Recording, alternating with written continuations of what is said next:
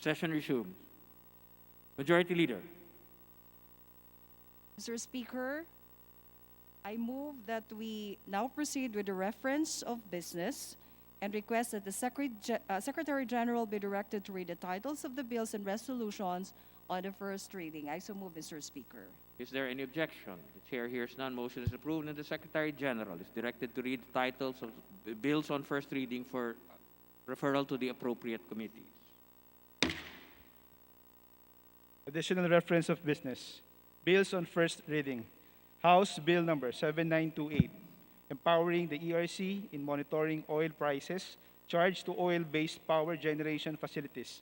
By Representatives Tagok, De Jesus, Ebcas, and Guya. To the Committee on Energy. House Bill number 7929, authorizing the COMELEC to use a complementary smartphone voting application system for the national and local electoral exercises. By Representative Garcia Pablo Jan. To the Committee on Suffrage and Electoral Reforms. House Bill number 7930, providing for postal or mail-in voting for senior citizens, the handicapped, the sick and locally stranded individuals in times of public health emergencies or states of calamity. By Representative Fernandez. To the Committee on Suffrage and Electoral Reforms. House Bill number 7931, creating the Boracay Island Development Authority. By Representative Arroyo. To the Committee on Government Enterprises and Privatization and the Committee on Local Government. House Bill number 7932, establishing an OFW investor advocate in the OWA. By Representative Salceda. To the Committee on Overseas Workers Affairs. House Bill number 7933, further upgrading the minimum base pay of nurses working in public health institutions. By Representative Defensor. To the Committee on Appropriations. House Bill number 7934, protecting Filipinos from harmful effects of trans fatty acids. By Representative Tan Angelina. To the Committee on Health. House Bill number 7936, granting Rooster Gaming Incorporated a franchise to broadcast live and data stream cockfighting activities and derbies through online or other analogous means anywhere in the Philippines. By Representative Zamora. To the Committee on Legislative Franchises. House Bill number 7937, providing for the regulation of submitters and redistribution of electricity to individual unit users. By Representatives Dagoc, De Jesus, Ebcas, and Guya. To the Committee on Energy. House Bill number 7938, enhancing the quality of basic education in the Philippines by improving the quality of teachers and school leaders. By Representative Gatchalian. To the Committee on Basic Education and Culture and the Committee on Higher and Technical Education. House Bill number 7939, strengthening professionalism and continuity of policies and modernization initiatives of the AFP. By Representative Vargas. The Committee on National Defense and Security. House Bill number 7940, enhancing citizens' access to information during disasters by mandating government issuances to be written in plain language and translated to the local language or dialects if necessary. By Representative Vargas. To the Committee on Public Information. House Bill number 7941, strengthening the Philippine Public Library System. By Representative Tambunting. To the Committee on Basic Education and Culture. House Bill 7942, repealing the bulk sales law. By Representative Tambunting. To the Committee on Trade and Industry. House Bill number 7943, exempting educational applications, gadgets, computers, and e-books from VAT. By Representative Tambunting. To the Committee on Ways and Means. House Bill number 7944, establishing the Philippine e-health system and services in support of universal health care. By Representative Tambunting. To the Committee on Health and the Committee on Information and Communications Technology. House Bill number 7945, establishing the One Patient, One Electronic Medical Record System in the Philippines. By Representative Tambunting. To the Committee on Health and the Committee on Information and Communications Technology. House Bill number 7946, amending the Book Publishing Industry Development Act. By Representative Tambunting. To the Committee on Basic Education and Culture. House Bill number 7947, amending the Anti-Child Pornography Act of 2009. By Representative Villafuerte. To the Committee on Revisions of Laws and the Committee on Welfare of Children. House Bill number 7948, requiring the employment of qualified lifeguards in all public swimming pools and bathing facilities. By Representative Villafuerte. To the Committee on Local Government. House Bill number 7949, strengthening the conservation and protection of our national cultural heritage by Representative Villafuerte. to the Committee on Basic Education and Culture, House Bill number 7953, renewing the franchise granted to Unicorn Communications Corporation by Representative Romualdo. to the Committee on Legislative Franchises, House Bill number 7954, changing the name of Barangay San Isidro in Lupon, Davao Oriental to Barangay Ernesto D. Violan by Representative Almario. to the Committee on Local Government, House Bill number 7955, mandating all high schools in the Philippines to incorporate road traffic safety education in their respective curricula by Representative Reyes. to the Committee on Basic Education and Culture, House Bill number 7957, extending the effectivity of the Bayanihan to Recover as One Act by Representative C. Alvarado. to the Committee on Appropriations, House Bill number 7958, establishing the Special Economic Zone and Freeport in Plaridel, Misamis Occidental by Representative T. Diego. to the Committee on Economic Affairs and the Committee on Trade and Industry, House Bill number 7959, granting a charter to the Philippine Commodity Credit Corporation by Representative Salceda. to the Committee on Agriculture and Food, House Bill number 7960, lowering the minimum height requirement for applicants of the PNP, BFP, BJMP, and Bucor by Representative Vargas. to the Committee on Public Order and Safety, House Bill number 7961, protecting the mental health of K-12 students during the COVID-19 pandemic through scholastic leniency for the school year 2020 and 2021 by Representatives Subiri and Acosta to the Alba. Committee on Basic Education and Culture, House Bill number 7962, reverting control and ownership of local water districts to LGUs and prohibiting the privatization of public water systems, water treatment and distribution facilities, and related services by Representatives Gaite, Zarate, Culiamat, Castro, Brosas, and Elago.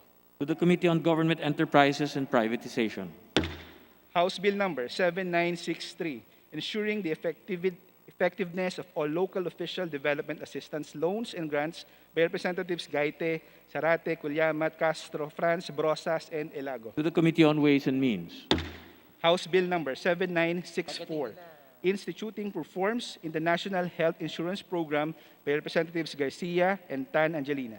to the Committee on Health, House Bill number 7965, amending the Philippine Coast Guard Act of 2009 by Representative Tutor. to the Committee on Transportation, House Bill number 7966, defining ATM pawning scheme by Representative Lacson. to the Committee on Banks and Financial Intermediaries, House Bill number 7967, prescribing the rates of interest upon loans and forbearances by Representative Roman. to the Committee on Banks and Financial Intermediaries, House Bill 7968, establishing the Barangay Microfinance System by Representative Roman. to the Committee on Micro, Small, and Medium Enterprise Development, Resolutions. House Resolution number 1321, directing the on Mindanao Affairs to call upon relevant departments of the executive branch for the purpose of providing a briefing on the effects of the COVID-19 pandemic in the region of Mindanao and the corresponding programs and projects of the national government as a response to the pandemic by Representative Dimaporo Khalid. to the Committee on Rules, House Resolution 1322, expressing warm felicitations and birthday greetings to the Iglesia Ni Cristo Executive Minister Eduardo Caedi Manalo's 65th birthday by Representative Olivares. to the Committee on Rules, House Resolution 1323, urging the Committee on Human Rights to investigate the arrest of indigenous woman, human rights defender Beatrice Betty Belen in Agama, Barangay Western Uma, Lubuagan, Kalinga, by Representatives Culiamat, Zarate, Gaite, Brosas, Castro, France, and Elago. to the Committee on Rules, House Resolution 1324, directing the Committee on Human Rights to investigate the series of human rights violations on political prisoner Reyna May Nasino, her baby River Emmanuel Nasino, and their family, perpetrated by elements of state forces by Representatives Brosas, Zarate, Gaite, Culiamat, Castro, France, and Elago. to the Committee on Rules, House Resolution 1325, urging the PRC to conduct future professional licensure examinations where possible via computerized adaptive testing and by individual appointment in the nearest testing center using the administration of the U.S. and NCLEX for nurses as the model by Representative Campos and Matugas. to the Committee on Civil Service and Professional Regulation, House Resolution 1326, strongly urging President Rodrigo Roa Duterte to come up with a comprehensive Bicol rehabilitation program by Representative Villafuerte. To the Special Committee on Bicol Recovery and Economic Development. House Resolution 1327, commending the Cebu People's Multipurpose Cooperative for its outstanding role and contribution to cooperative development by Representative Kanama. To the Committee on Cooperatives Development. House Resolution 1328, commending the National Confederation of Cooperatives Network for its outstanding achievements and leadership in the upliftment and development of cooperatives in the country by Representative Kanama. To the Committee on Cooperatives Development. House Resolution 1329, commending Paglao Multipurpose Cooperative for its exemplary contribution and leadership in promoting people empowerment, socio-economic development, and community and nation building by Representative Kanama. To the Committee on Cooperatives Development. House Resolution 1331, urging the Committee on Trade and Industry and other appropriate committees to investigate the increasing number of reported cases of online fraud, internet scams, and the peddling of illegal drugs using online facilities by Representative Gatchalian. To the Committee on Rules. House Resolution 1332, urging the Department of Health to prepare a vaccination program plan ahead of the public distribution of vaccines in the Philippines by Representative Sakaluran. To the Committee on Health. House Resolution 1333, directing the appropriate committee to determine the alleged violations of ABS-CBN with respect to its franchise and the imposition of concomitant administrative fines as a result thereof by the NTC, by Representative Marcoleta. To the Committee on Rules. House Resolution 1334, congratulating and commending the students, teachers, and coaches of Candijay Municipal High School and Jagna High School for their outstanding performance in the 19th Philippine Robotics Olympiad 2020, first virtual robotics challenge last October 22, 2020, by Representative Chutor. To the Committee on Basic Education and Culture. House Resolution 1335, urging the Committee on Human Rights to investigate the strafing of Lumad community in Sitio Magkahunaw, San Agustin, Lianga, Surigao del Sur, allegedly committed by elements of the 3rd Special Forces Battalion, Philippine Army, by Representatives Colyamat, Zarate, Gaite, Brosas, Castro France, and Ilago. To the Committee on Rules. House Resolution number 1336, calling for an investigation on the alarming situation of online sexual exploitation of children in the Philippines by Representatives Romualdez Yeda, Romualdez Ferdinand, and De Venecia. To the Committee on Rules. Messages from the Senate. Message dated November 10, 2020. Committee on Rules. Messages from the Senate. Message dated November 10, 2020, informing the House that the Senate on November 9, 2020 passed Senate Bill 1092. To the Committee on Basic Education and Culture. Message dated November 10, 2020, informing the House that the Senate on November 9, 2020 passed Senate Bill 1373. To the Committee on Welfare of Children. Message dated November 10, 2020, informing the House that the Senate on November 9, 2020 passed Senate Bill 1855. To the Committee on Cooperatives Development. Communications. Letters and emails from several provincial governors, municipal mayors, and city mayors informing the House on their reports on fund utilization and status of program, project, activity, implementation relative to Bayanihan grant to cities, municipalities, and provinces for certain months of 2020. To the Committee on Appropriations. Letter dated October 6, 2020 of Janice G. Aison Sales, Deputy Director, Office of the General Counsel of Legal Services, BSP, transmitting to the House duly certified electronic copies of certain BSP issuances. To the Committee on Banks and Financial Intermediaries. Committee reports. Report number 599 of the Committees on Rural Development and Appropriations on House Bill 8005. Report number 600 of the Committees on Higher and Technical Education and Appropriations on House Bill 8006. And report number 601 of the Committees on Tourism and Appropriation on House Bill number 8015. To the Committee on Rules. Majority Leader. Mr. Speaker, I move that we adopt House Resolution number 1279 as contained in Committee Report 558 and direct the Secretary General to read the title of the measure. So Is there moved, any Mr. Speaker. objection? The Chair hears none. Motion is approved, and the Secretary General is directed to read the title of the measure. House Resolution.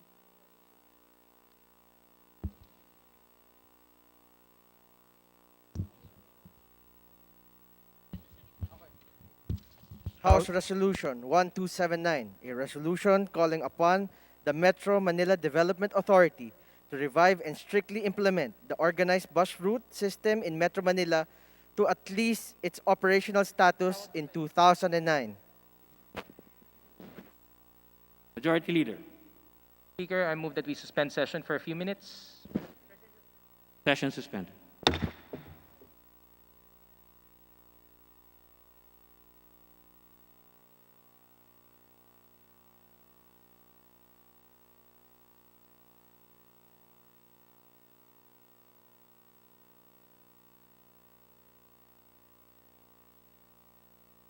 Wala naman.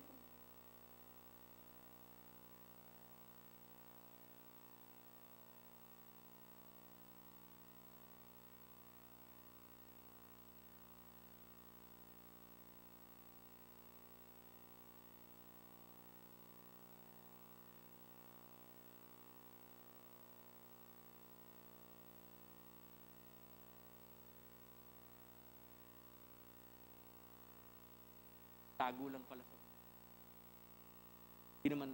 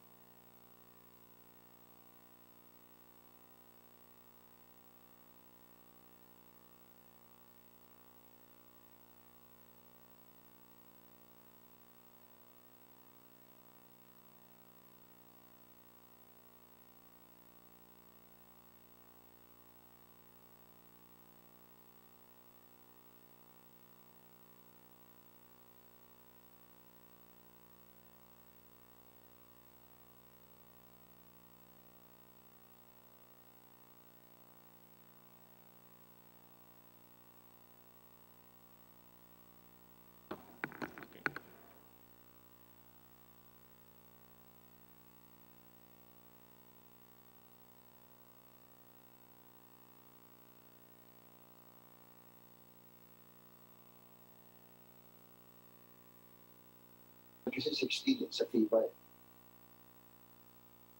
Pag, alimbawa, 17 ka.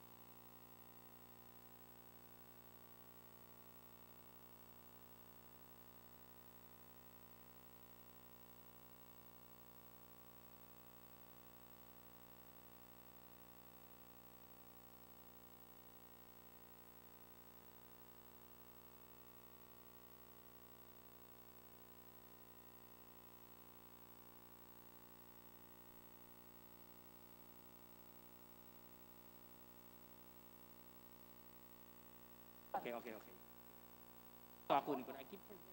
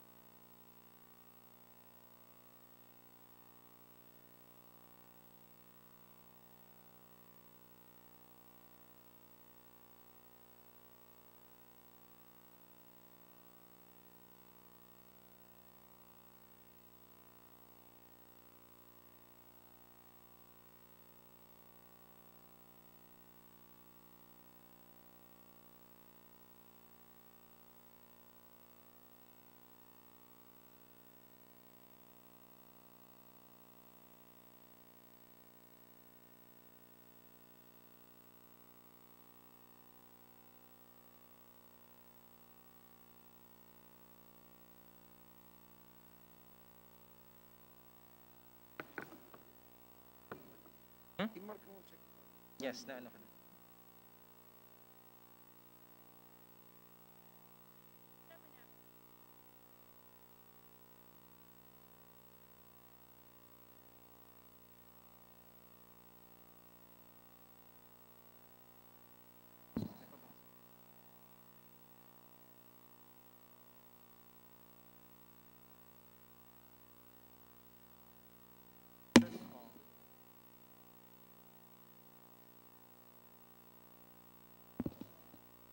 Session resumed.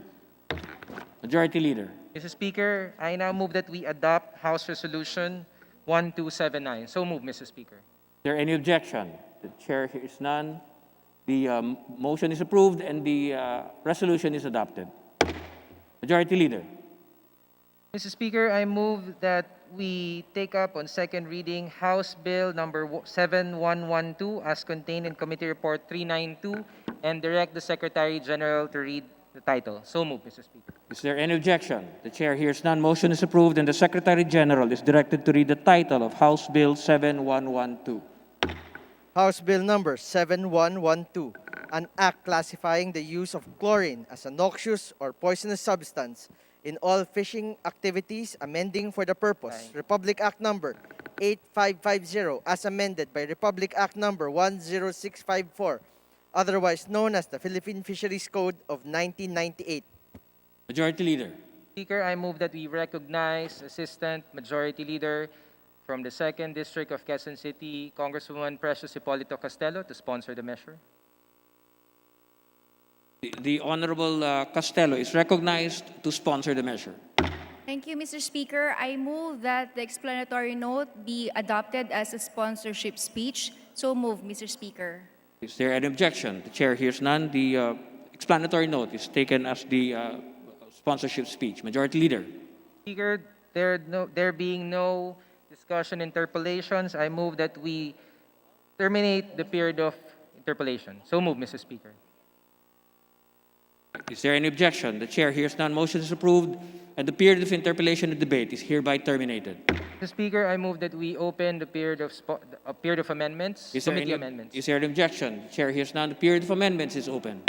There being no committee amendments and individual amendments, I move that we terminate the period of Is there committee any amendments objection? and The chair individual hears none. The amendments. period of amendments is closed. Majority Leader. Mr. Speaker, I move that we approve on second reading House Bill number 7112 as contained in Committee Report 392. So moved, Mr. Speaker. As many as are in favor of House Bill 7112, please say aye. Aye. Those opposed, please say nay. The ayes have it. House Bill 7112 is approved on second reading. Majority Leader. Mr. Speaker, I move that we consider on second reading House Bill number 309 as contained in Committee Report 401. So moved, Mr. Speaker. Is there any objection? The chair hears none. The Secretary General is directed to read the title of House Bill 309. House Bill number 309, an act instituting a 35-hour work week scheme as an alternative work arrangement for employees in the private sector. Majority Leader. Mr. Speaker, I move that we recognize to sponsor the measure Congresswoman Precious Hipolito Castello. So moved, Mr. Speaker. The Honorable Castello is recognized to sponsor the measure. Thank you, Mr. Speaker. I move that we adopt the explanatory note as a privileged speech. So moved, Mr. Speaker. Is there any objection? The chair hears none. The motion is approved. Majority Leader. Move that we terminate the period of sponsorship and debates. So moved, Mr. Speaker. Is there any objection? The chair hears none. The period of interpellation debate is closed. I move that we open the period of amendments. So moved, Mr. Speaker. Is there any objection? The chair hears none. The period of amendments is open. There being no individual and committee amendments, I move that we terminate the period of amendments. Is there any objection? The chair hears none. The period of amendments is closed. Majority Leader. I move that we approve on second reading House Bill 309 as contained in Committee Report 401. So moved, Mr. Speaker. As many as are in favor of House Bill 309, please say aye. Aye. Those opposed, please say nay. The ayes have it. House Bill 309 is approved on second reading. Majority Leader. Mr. Speaker, I move that we approve on second reading House Bill 7762 and direct the Secretary, it's 7440,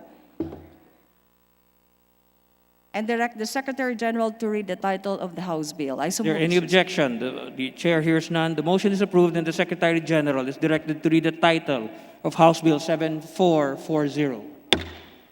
House Bill number 7440, an act improving the confirmation process for imperfect land titles, amending for the purpose Commonwealth Act number 141 as amended, otherwise known as the Public Land Act, and Presidential Decree number 1529 as amended, otherwise known as the Property Registration Decree. Majority Leader. Mr. Speaker, I move that we recognize the Honorable Precious Castello, Assistant Majority Leader, to sponsor the said measure. I The so move, Mr. Honorable Castello is recognized to sponsor the measure. Thank you, Mr. Speaker. I move that the explanatory note be adopted as the sponsorship speech. So moved, Mr. Speaker. Is there any objection? The chair hears none. The motion is approved. Majority Leader. Mr. Speaker, I move that we terminate the period of sponsorship and debate. I so move, Mr. Speaker. Is there any objection? The chair hears none. The period of sponsorship and debate is hereby closed. Majority Leader. Mr. Speaker, I move that we open the period of amendments. Is there The any committee objection? The chair amendments hears and none. The individual period of amendments is open. amendments. Majority Leader. Mr. Speaker, I move that we terminate the period of amendments, committee amendments, and individual amendments. I so move, Mr. Is Speaker. there any objection? The chair hears none. The period of amendments is closed. Majority Leader. Mr. Speaker, I move to approve on second reading House Bill number 7440. I so move, Mr. Speaker. As many as are in favor of House Bill 7440, please say aye. Aye. Those opposed, please say nay. The ayes have it. House Bill 7440 is hereby approved on second reading. Majority Leader. Mr. Speaker, I move that we approve on second reading House Bill number 7762 and direct the Secretary General to read the title of the House Bill. I so move, Mr. Speaker. Is there any objection? The chair hears none. Motion is approved and the Secretary General is directed to read the title of House Bill 7762.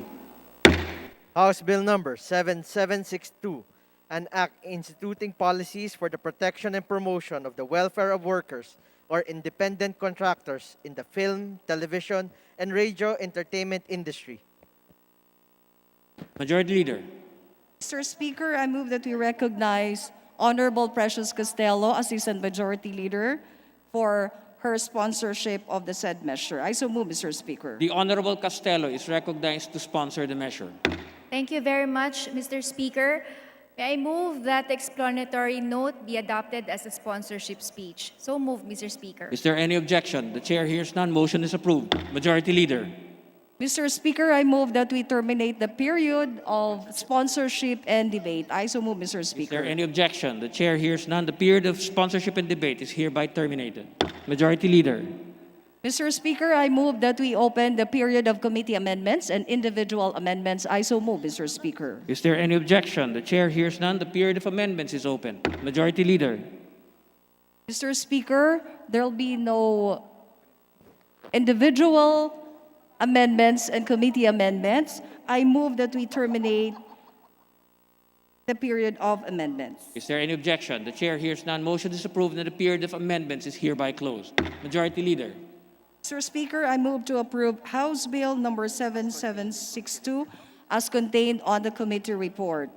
As many as are in favor of House Bill 7762, please say aye. Those opposed, please say nay. The ayes have it. House Bill 7762 is approved on second reading. Majority Leader.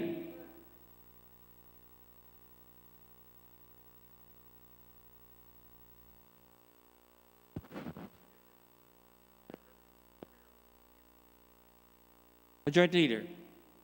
Mr. Speaker, I move that we approve on second reading House Bill number 7812 and direct the Secretary General to read the title of the said measure. I so move, Mr. Speaker. Is there any objection? The chair hears none. Motion is approved and the Secretary General is directed to read the title of House Bill 7812. House Bill number 7812, an act creating anti-drug abuse councils in all provinces, cities, municipalities, and barangays throughout the country. Majority Leader. Mr. Speaker, I move that we recognize on Zoom Representative Ace Barbers to sponsor the said measure. I so move, Mr. Speaker. The Honorable Ace Barbers is recognized to sponsor the measure.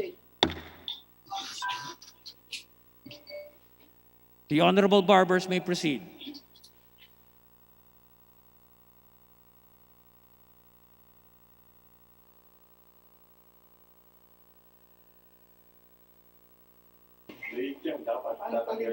Tanggalin natin.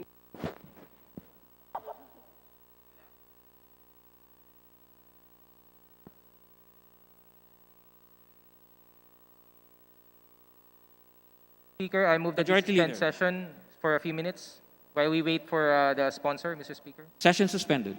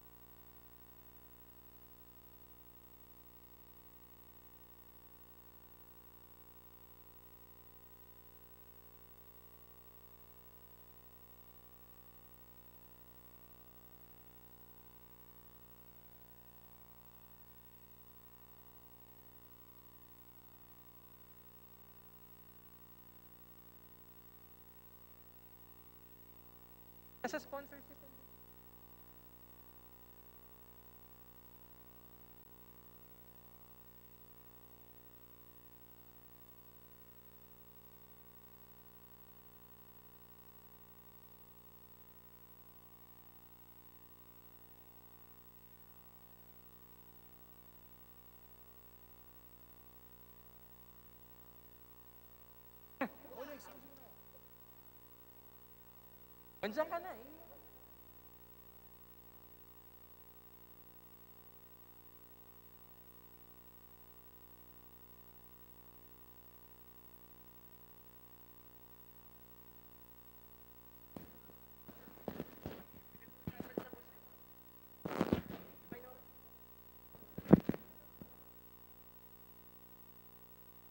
Mr. Speaker, Session resumes.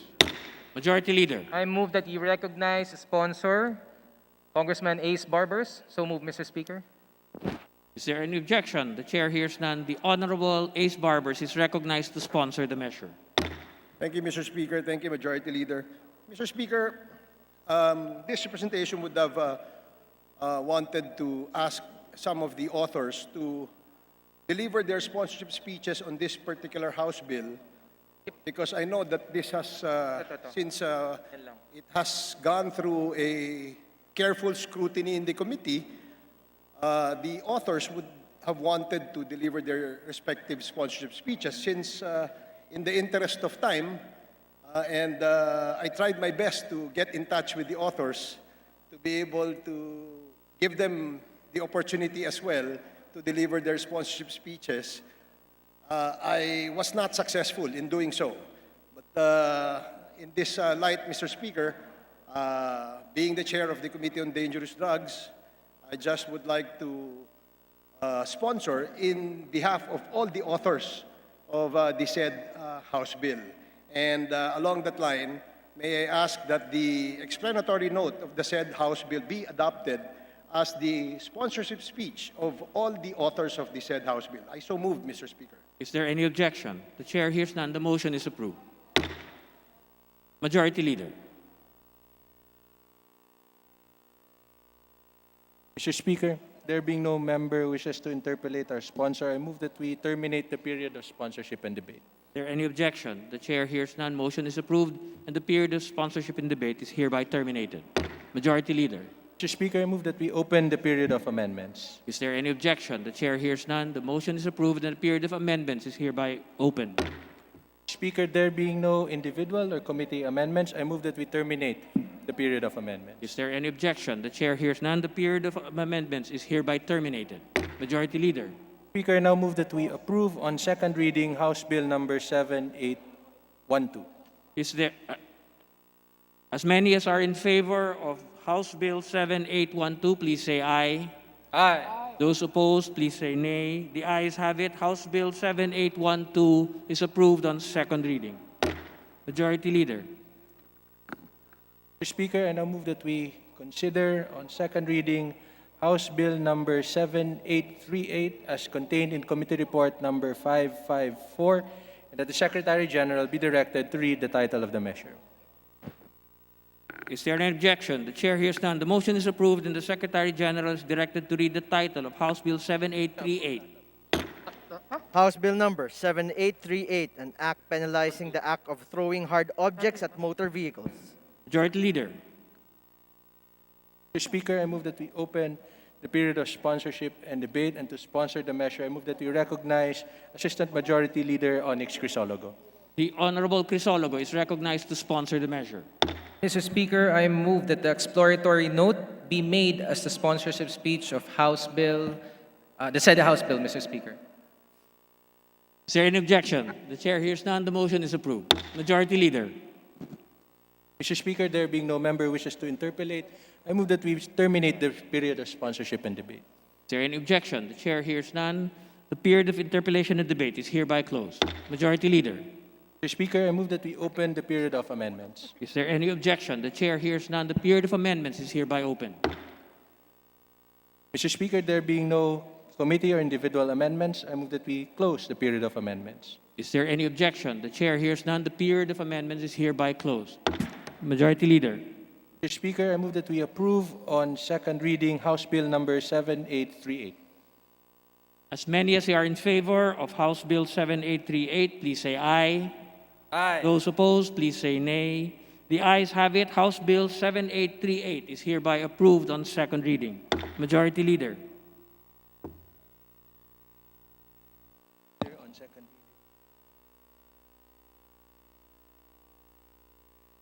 Speaker, I move that we consider on second reading House Bill 135 as contained in Committee Report The 559. Majority Leader is requested to please remove his face mask. Mr. Speaker, I move that we approve on second reading, consider on second reading House Bill 135 contained in Committee Report 559, and that the Secretary General be directed to read the title of the bill. Is there any objection? The Chair hears none. Motion is approved, and the Secretary General is directed to read the title of House Bill 135. House Bill number 135, an act instituting policies for the protection and welfare of caregivers in the practice of their profession. Majority Leader. Yes, Mr. Speaker, I move to open the period of sponsorship and debate, and I recognize AML Representative Onyx Crisologo to sponsor the said. The Honorable Onyx Crisologo is recognized to sponsor the measure. Mr. Speaker, I move that the exploratory note of House Bill 135 be made as a sponsorship of the measures. Is there any objection? The Chair hears none. The motion is approved. Majority Leader. Mr. Speaker, I move to terminate the period of sponsorship and deliberation and debate. Is there any objection? The Chair hears none. The period of sponsorship and debate is hereby terminated. Mr. Speaker, I move that we open the period of amendments. Is there any objection? The Chair hears none. The period of amendments is open. Majority Leader. There being no committee amendments or individual amendments, I move to close the period of amendments. Is there any objection? The Chair hears none. The period of amendments is hereby terminated. Majority Leader. I move to approve House Bill 135. Speaker, on second reading. As many as are in favor of House Bill 135, please say aye. Aye. Those opposed, please say nay. The ayes have it. House Bill 135 is approved on second reading. Majority Leader. Mr. Speaker, I move to consider House Bill 7871 as contained in Committee Report 562, and let the Secretary General be directed to read the title of the said bill. Is there any objection? The Chair hears none. The motion is approved, and the Secretary General is directed to read the title of House Bill 7871. House Bill number 7871, an act declaring the Board of Trustees for Veterans of World War II a public office and the funds entrusted to it as public funds, amending for the purpose Republic Act number 3518 as amended, otherwise known as an act creating the Philippine Veterans Bank and for other purposes. Majority Leader. Mr. Speaker, I move to open the period of amendments. Sponsorship and debate. Recognize Onyx Crisologo as a sponsor of the said measure. Is there any objection? The Chair hears none. Motion is approved, and the Honorable Crisologo is recognized to sponsor the measure. Thank you, Mr. Speaker. I move that the exploratory note of House Bill 7871 be made as a sponsorship speech of the measure. Is there any objection? The Chair hears none. The motion is approved. Majority Leader. Mr. Speaker, I move to terminate the sponsorship and deliberation of the said measure. Is there any objection? The Chair hears none. The period of sponsorship and debate is hereby terminated. Majority Leader. Mr. Speaker, I move to open the period of amendments. Is there any objection? The Chair hears none. The period of amendments is open. Majority Leader. There being no committee amendments or individual amendments, I move to terminate the period of amendments. Is there any objection? The Chair hears none. The period of amendments is hereby terminated. Majority Leader. Mr. Speaker, I move to approve House Bill 7871 on second reading. As many as are in favor of House Bill 7871, please say aye. Aye. Those opposed, please say nay.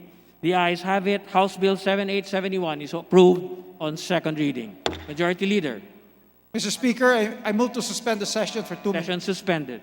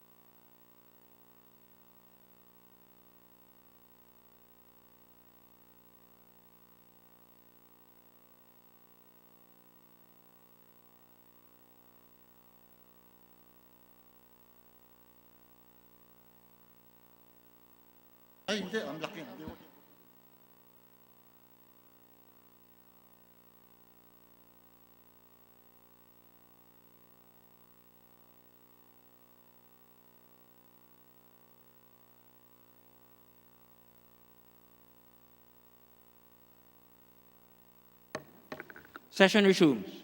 Majority Leader, Mr. Speaker, I move that we consider bills under the calendar of business for Thursday and Friday. is there any objection? The chair hears none. The motion is approved. Majority Leader, Mr. Speaker, pursuant to our rules, allow me to put forth an omnibus motion for the consideration of the following measures. House Bill number 6444 under Committee Report 255, House Bill number 7726 under Committee Report 518, House Bill number 7732 under Committee Report 520, House Bill number 7733 under Committee Report 521, House Bill number 7736 under Committee Report 522, House Bill number 7737 under Committee Report 523, House Bill number 7769 under Committee Report 529, House Bill number 7770 under Committee Report 530, House Bill number 7772 under Committee Report 533, House Bill number 7773 under Committee Report 534, House Bill 7774 under Committee Report 535, House Bill number 7775 under Committee Report 536, House Bill number 7776 under Committee Report 537, House Bill number 7777 under Committee Report 538, House Bill number 7783 under Committee Report 539, House Bill number 7798 under Committee Report 541, House Bill number 5367 under Committee Report 544, House Bill number 5363 under Committee Report 545, House Bill number 5364 under Committee Report 546, House Bill number 5328 under Committee Report 547, House Bill number 7839 under Committee Report 555, House Bill number 7840 under Committee Report 556, House Bill number 7841 under Committee Report 557, House Bill number 7869 under Committee Report 561, and House Bill number 7879 under Committee Report 563. So moved, Mr. Speaker. is there any objection? The chair hears none. The motion is approved. Majority Leader, Mr. Speaker, I move that we open the period of sponsorship and debate and that we consider the respective explanatory notes as the sponsorship of the said measures. is there any objection? The chair hears none. The motion is approved. Majority Leader, Mr. Speaker, there being no member who wishes to interpolate on the aforementioned local bills, I move that we terminate the period of sponsorship is and there any objection? The chair hears none. The period of interpellation is terminated. Mr. Speaker, I now move that we open the period of amendments and approve the committee amendments, if any, as contained in the respective committee reports of the aforementioned bills. Is there any objection? Chair hears none. Motion is approved. Majority Leader, Mr. Speaker, there being no individual amendments, I move that we terminate the period of amendments. is there any objection? The chair hears none. The period of amendments is hereby terminated. Majority Leader. Mr. Speaker, I now move that we approve on second reading the following House bills. House Bill number 6444, 7726, 7732, 7733, 7736, 7737, 7769, 7770, 7772, 7773, 7774, 7775, 7776, 7777, 7783, 7798, 5367, 5363, 5364, 5328, 7839, 7840, 7841, 7869, and 7879. So move, Mr. Speaker. As many as are in favor of the omnibus approval on second reading of the aforementioned House bills, please say aye. Those opposed, please say nay. The ayes have it. The aforementioned House bills are approved on second reading. Majority Leader. Mr. Speaker, I move we consider House Bill number 7805 and direct the Secretary General to read the title of the bill. So move. Is there any objection? The chair hears none. Motion is approved, and the Secretary General is directed to read the title of the bill. Internet transaction. House Bill number 7805, an act providing protection to consumers and merchants engaged in internet transaction, creating for the purpose the Electronic Commerce Bureau and appropriating funds therefore. Majority Leader. Mr. Speaker, I move we recognize the Honorable Wes Gatchalian, the distinguished Chairman of Trade and Commerce, to sponsor the said measure. Is there any So move. objection? Is there any objection? The chair hears none. The Honorable Gatchalian is recognized to sponsor the measure. Thank you, Mr. Chair, and good afternoon to all my colleagues. Mr. Speaker, may I be allowed to play a short video in relation to my bill in 7805? The Honorable Gatchalian may proceed with this video.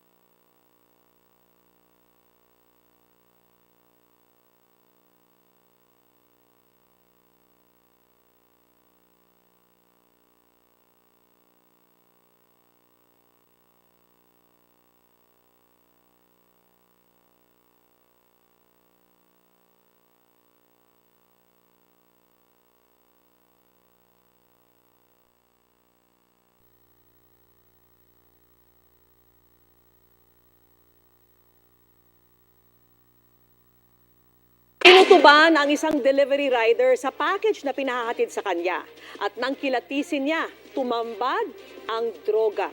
Nakatutok si June Veneracion, exclusive. Matagal ng hanap buhay ni Richard, hindi niya tunay na pangalan ang pagde-deliver ng package at pagkain gamit ang isang online app. Pero kahapon, bigla siyang kinutuban na may kakaiba sa tinanggap niyang package sa Caloocan na pinadadala sa San Jose del Monte, Bulacan. Ang deklarasyon ng nagpabook, cellphone holder ang ipapadala, pero shorts ang laman ng shopping bag na inabot sa kanya. Pag-abot ka po sa akin, sabi alis, doon po taga pinagduda ko dahil first time po mangyari sa akin. Bago mag-deliver, huminto si Richard sa isang gas station at binuksan ang package. Nakapa niya sa bulsa ng shorts ang magkadikit na sanitary napkin at sa pagitan ng mga napkin, nakita niyang may nakaipit na mga sachet ng droga. Naghahanap buhay po ng barangal yan eh. Tapos kahaluan po rin ng katamtaduan eh. Paano po ko sa akin po nahuli yun? Tinawagan ni Richard ang kanyang kapatid na pulis. Pinayuhan siya nitong magsumbong sa mga pulis sa San Jose del Monte. Matapos niyang dalhin ang package sa isang checkpoint, nagkasa ng operasyon ang mga pulis. 2 babae ang tumanggap ng padala na naglalaman ng hinihinalang 2 gramo ng shabu. Huli agad sila. Umiiyak at nagmamakaawa ang 2 suspect na ang isa ay kapapanganak lang, hindi raw kanila ang droga. Napakiusapan lang daw sila ng isang kakilala na tanggapin ang padala. Talagang kapalit lang ho ng halagang 500, kuhanin lang daw po yung bibigay na. Ganyan pa po kami na isang pagkakataon, nagmamakaawa po kami. Nagbasama lang po siya sa akin. Hindi ko po alam na may drugs pala po yun. Ipinadrug test ang dalawang babaeng suspect. Pareho silang nagpositibo sa paggamit ng shabu.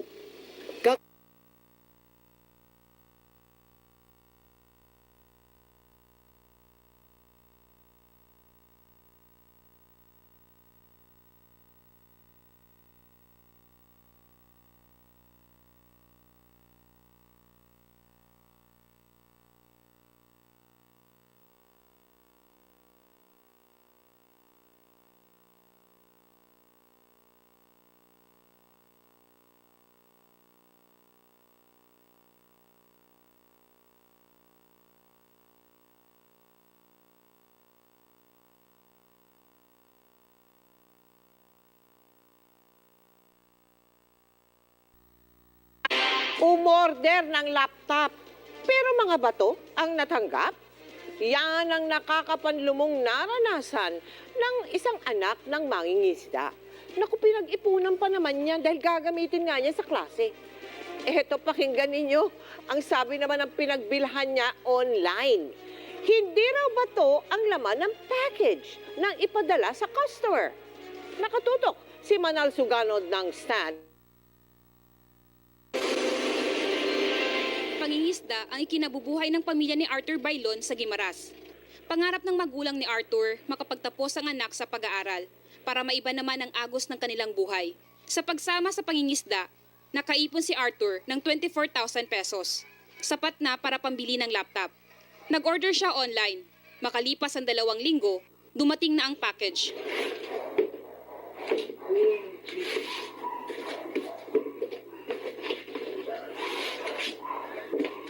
Nang binuksan ko ito sa karton niya, tumambad sa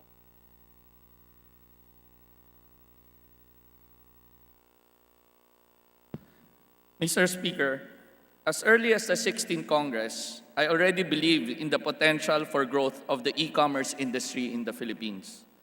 Back then, the landscape was very different.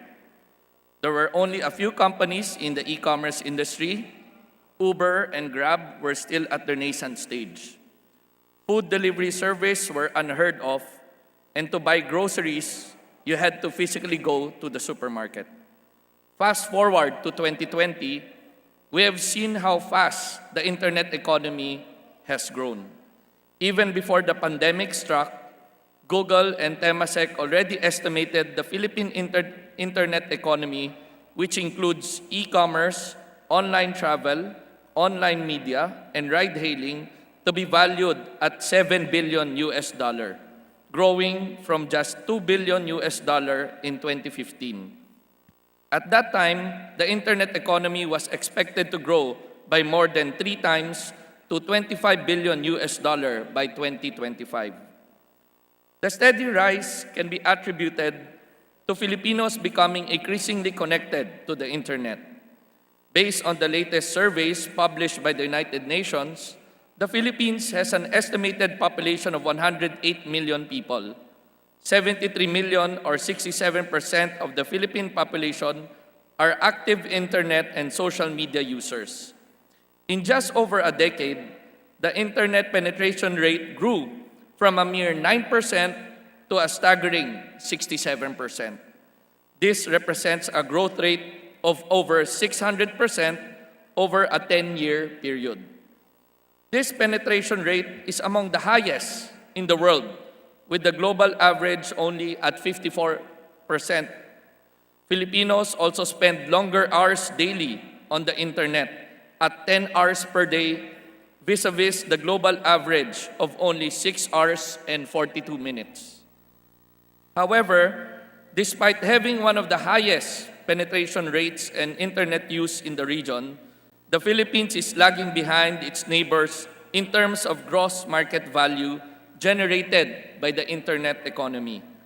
The Philippines actually had the lowest GMV in the region in 2019 at $7 billion, lower than Malaysia which is at 11 billion US dollar, Vietnam at 12 billion, Singapore at 12 billion, Thailand 16 billion, and Indonesia 40 billion US dollar. It goes without saying, the Philippine internet economy is still growing. It is performing competitively when compared to global averages. But when we compare the Philippines with its neighbors in the ASEAN region, the Philippines is really falling behind. The internet economy, with its massive potential, only contributes to 2.1% of the country's GDP, far behind the contribution of the internet economies to the respective GDPs of countries like Malaysia, Thailand, Singapore, Indonesia, or Vietnam. The primary reason why Philippine MSMEs lag behind the adoption of e-commerce is because the Philippines lacks policies and regulations that will facilitate online transactions and cross-border trade processes. The pandemic has made this necessity all the more apparent. Many businesses quickly transitioned to selling online to survive in these abnormal circumstances, while many more consumers have turned to buying online to protect themselves from the spreading of virus. However, as we have seen in the news, the sudden rise in the number of e-commerce users has also exposed many Filipinos to unscrupulous individuals waiting to take advantage of the vulnerability of the Philippine internet economy. This is very alarming and is a cause for concern because we are just barely recovering from the pandemic, and the last thing our consumers need is to become a victim to these scammers and thieves. As correctly declared by the President during his penultimate State of the Nation address, and I quote, "Major economic activities are taking place in a borderless environment with meager regulatory controls, exposing our consumers to risk related to security, privacy, and misrepresentation. To help the internet economy grow, we need to build trust and confidence in online transactions, provide stronger protection for online consumers, and enact enabling measures for online businesses." Unquote. This bill is meant to address these concerns. It seeks to regulate all business-to-business and business-to-consumer commercial transactions conducted over the internet, including those related to internet retail, online travel, online media, ride-hailing services, and digital financial services. On the other hand, it will not cover consumer-to-consumer transactions, which are those one-off, non-commercial quantity transactions. With the knowledge that the internet economy can easily cross physical borders, we are introducing the concept of what we call purposeful availment. This means that any entity which purposefully and voluntarily directs its activities to the Philippine market shall be deemed as doing business in the Philippines, and as a consequence, be subject to applicable Philippine laws. This will enable the Philippines to acquire jurisdiction over foreign entities that do not have a physical presence in the country. It is the intention of this bill to level the playing field between online and brick-and-mortar stores. Nothing in the bill shall give any benefit that is more favorable, nor place online activities at a disadvantage in relation to enterprises which offers goods and services physically. This bill will also create what we call the E-commerce Bureau, which shall be a one-stop shop central authority for consumers, merchants, and platforms to resolve their concerns. In this regard, the Bureau will lead the development of an online dispute resolution mechanism to easily address customer concerns which have ballooned significantly this 2020. Based on the latest data collected by the Department of Trade and Industry, over 14,869 individuals have reported being injured by dishonest and unprincipled individuals who have preyed on innocent internet users this 2020. This represents a 600% increase compared to the number of complaints received in 2019. According to the DTI, Filipinos are mostly defrauded by false and deceiving advertisements, poor product quality, and unfair and unconscionable sales acts and practices. What is more surprising, Mr. Speaker, is that almost half of these reported injuries came out of sales facilitated through major e-commerce platforms who we trust. Additionally, the Philippine National Police has reported that from January to October 2020, it has received about 1,500 complaints in relation to crimes committed with the use of internet technology. These complaints mainly consist of online scams, phishing, and credit card fraud. Likewise, Mr. Speaker, drug pushers have also found a way to use the internet to expand their illegal trade. According to the Philippine Drug Enforcement Agency, or PDEA, over 877 cases were reported to have been conducted through the use of internet technology this year.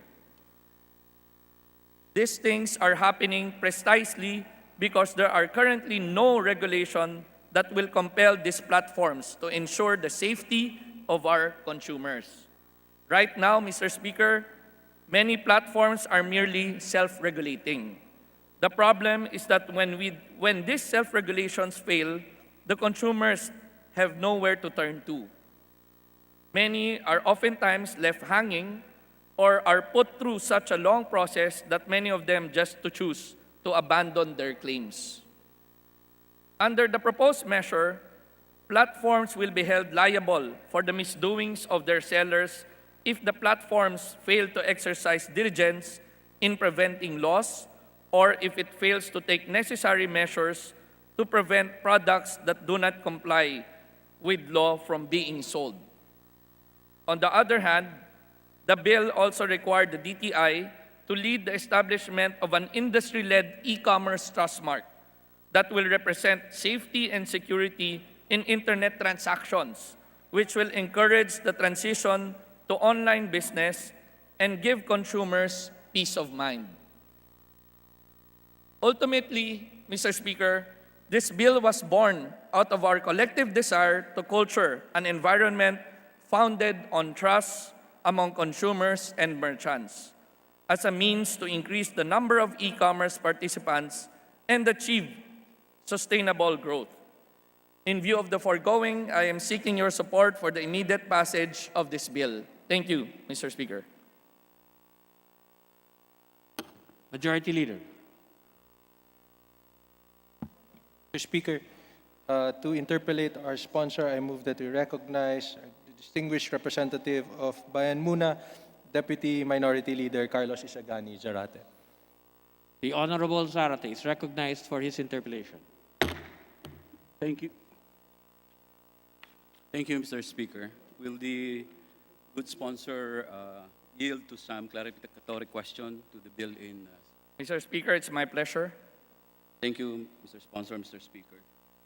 Mr. Sponsor, Mr. Speaker, you mentioned earlier that the main objective is of this bill, which you said is first in our section, is to regulate transactions made via internet. Is that correct? And this will cover all business transactions currently being conducted via the internet. Is that correct, Mr. Speaker? Yes, Mr. Speaker. And these are not these transactions you mentioned. In fact, include those via transportation, hailing services, even media. You mentioned it, media. Day-to-day business transaction, like you want to possibly order food from a particular business. So when you say the objective is to regulate, my first question, Mr. Sponsor, Mr. Speaker, we know that using internet, there are boundaries that are clearly vague and, in fact, blurred. The boundaries, in fact, no, are blurred. So how will this proposed bill address that issue, Mr. Sponsor, Mr. Speaker? For example, on territorial jurisdiction, good sponsor for a fact knows that our laws will only apply within our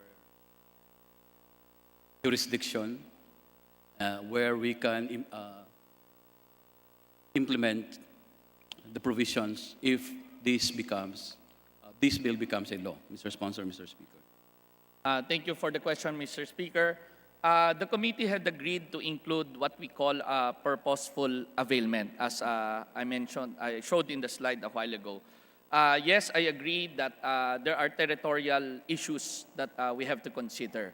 Sa totoo lang, ang pinakamarami po at pinakamalalakas na online platforms here ay sa totoo lang mga dayuhan at they have international offices outside of the Philippines. So in the provision that we included, which is the purposeful availment, anybody who has or direct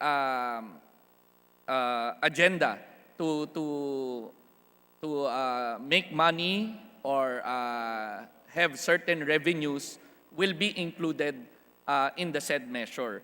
And paano po natin gagawin yon? We have given them a couple of options, no? Number one is they have to set up shop in the Philippines.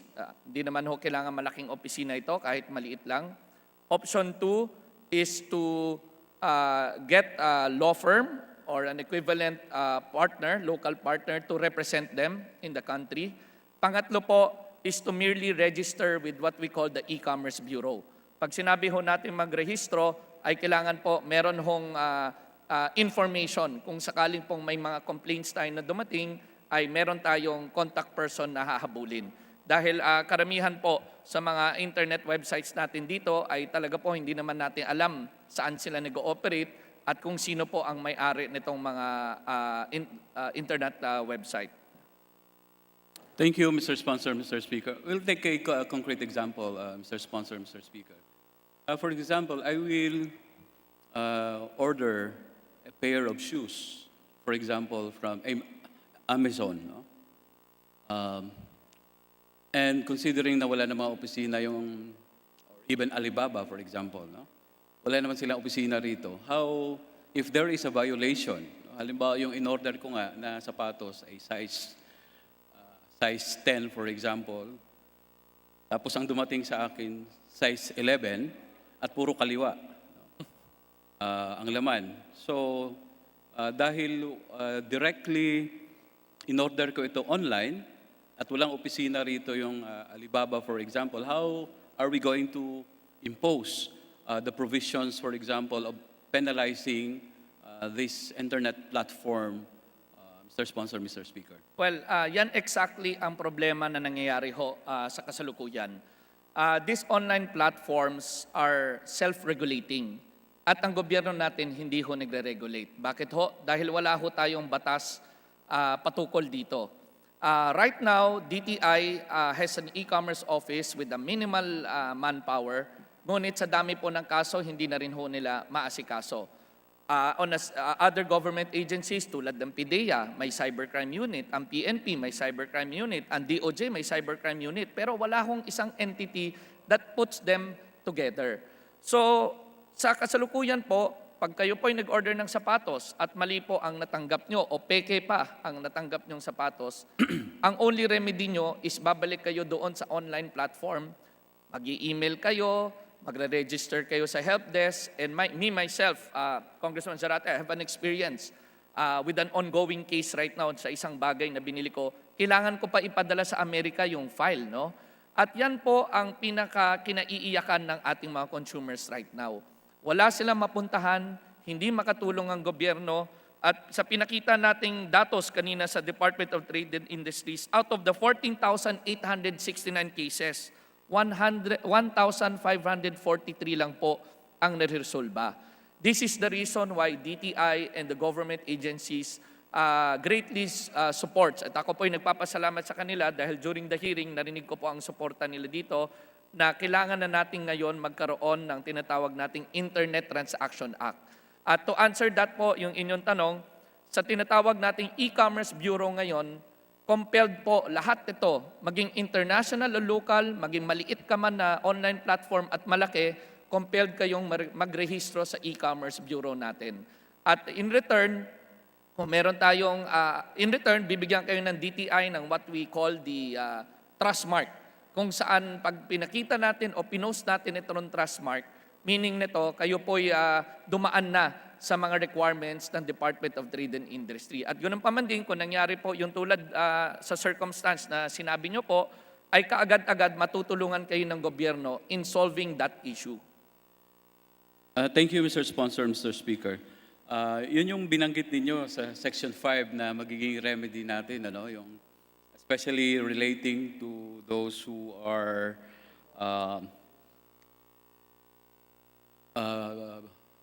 companies or businesses located outside of the Philippines, no, or not a resident in the Philippines. No. So, nabanggit nyo nga kanina, there are 3 ways, no, for them to notify the e-commerce bureau. And second, they may designate a resident agent who shall be authorized to receive on their behalf notices and processes. No? And you mentioned there is a third, no? That a law office Or possible agent. local partner Or or local a partner, representative office. Okay. But my question now, Mr. Sponsor, Mr. Speaker, what if that is only a single transaction and itong opisina na ito, itong negosyanteng ito, ay refuses to even notify our e-commerce bureau, or wala silang local agent dito, or wala silang partner dito? How can we enforce the provisions of this particular bill? No? Because there are penalties for violations in this particular bill. Mr. Sponsor, Mr. Speaker. Yes. Well, Mr. Speaker, ang mga remedies natin ay unang-una not only pertaining to the online merchants or sellers within an online platform. Merong remedies at penalties rin tayo doon mismo sa online platform. Kasi ang nangyayari ho, siguro alam niyo rin ho na ang mga major online, lalo na ang e-commerce online platform natin, sa loob niyan, napakarami pong mga MSMEs na mga merchants. So, in this provision under Section 11 or 12, no, if I'm not mistaken, ang online merchants, pag nag-violate po after all the arbitration, all the required hearings, etc., enumerated in this bill, ay pag sila po ay na-deemed na mali talaga ho nila, then the online merchants shall be charged 100% of the amount of that goods, plus the confiscation of that goods. No? Pag an online platform naman ay nahuli rin, sila po ay pwedeng patawan ho ng not less than 500,000 at not more than 5 million plus revocation of license. And please take note that the DTI can take down their website. Ibig sabihin po, tulad lang po ng mga brick and mortar store natin. Pag nahuli po ng Mayor's Office, nahuli po ng DTI, nahuli po ng BIR na sila po ay in violation, ang isang tindahan pwede ipadlock. Ganon din po ang gagawin natin. The e-commerce bureau will have the power to take down and shut down the website if they are found in violation. Of course, meron po tayong mga remedies bago ho umabot to that aspect. Thank you, Mr. Sponsor, Mr. Speaker. Related to that, nabanggit nyo na rin ito, no? It's now very common sa especially sa Facebook and Instagram. No? This platform, mayroon hong mga kababayan natin dyan, no? Na they are doing business transactions there. No? Nagpo-post ng mga things to sell. Then, ang sasagot sa inyo, pag you're interested, PM me, no? For the price, pag nagtatanong ka ng presyo. Of course, that's a different issue later on, no? How to address that. But ito bang mga transactions na ito are also covered under this bill, Mr. Sponsor, Mr. Speaker? Yes, kung ang pinapatukoy niyo po to the good Congressman Zarate ay ang what we call, there are many business models kasi inside the internet platform. Siguro po ang tinutukoy niyo po yung classified business, wherein ang website na yon ay nagpapakilala lang ng buyer at seller and put them together without, kaya sabi niyo nga PM it means na magkakasaraduhan sila on their own without the payment going through the website itself, no? To answer, yes, kasama po sila dito. And what is the mode of regulation in this aspect, Mr. Sponsor, Mr. Speaker? Mr. Speaker, pareho din po ang mangyayari ho doon kung we found po na yung third-party platform o online platform ay in violation of the measures po enumerated in this bill, then ganun din po, pwede ho sila mapatawan ng monetary penalty at pwede rin mismo po maibaba ang kanilang website.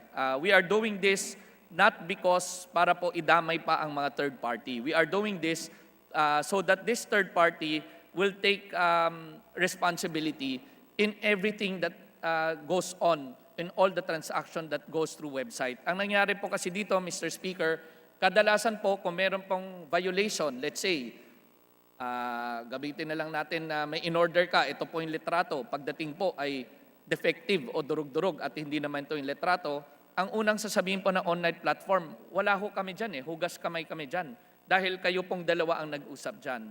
In this bill, Mr. Speaker, we have provisions on what we call the limited liability. Naka-enumerate ho yan dyan, ABC, ilang issues dyan, wherein pag na-prove po na itong platform ay in violation of these circumstances under what we call the limited liability, and then pati ho siya kasama ho dyan sa makakasuhan o mapipenalize po. Thank you, Mr. Sponsor, Mr. Speaker. Again, let's take a concrete example. No? Pumasok ako sa Lazada or Shopee. No? And I ordered something from a certain company that posted a product doon sa Lazada or Shopee. No, but eventually, may problema na doon sa product na natanggap ko. No? Gaya ng pinakita nyo kanina, when I opened the box, and in fact, hindi ito yung nakita ko online. No? So there's a violation sa warranty and etc. So ang question now, just for clarity, the principal entity that is liable under this bill is that company that sells the product. Is that correct?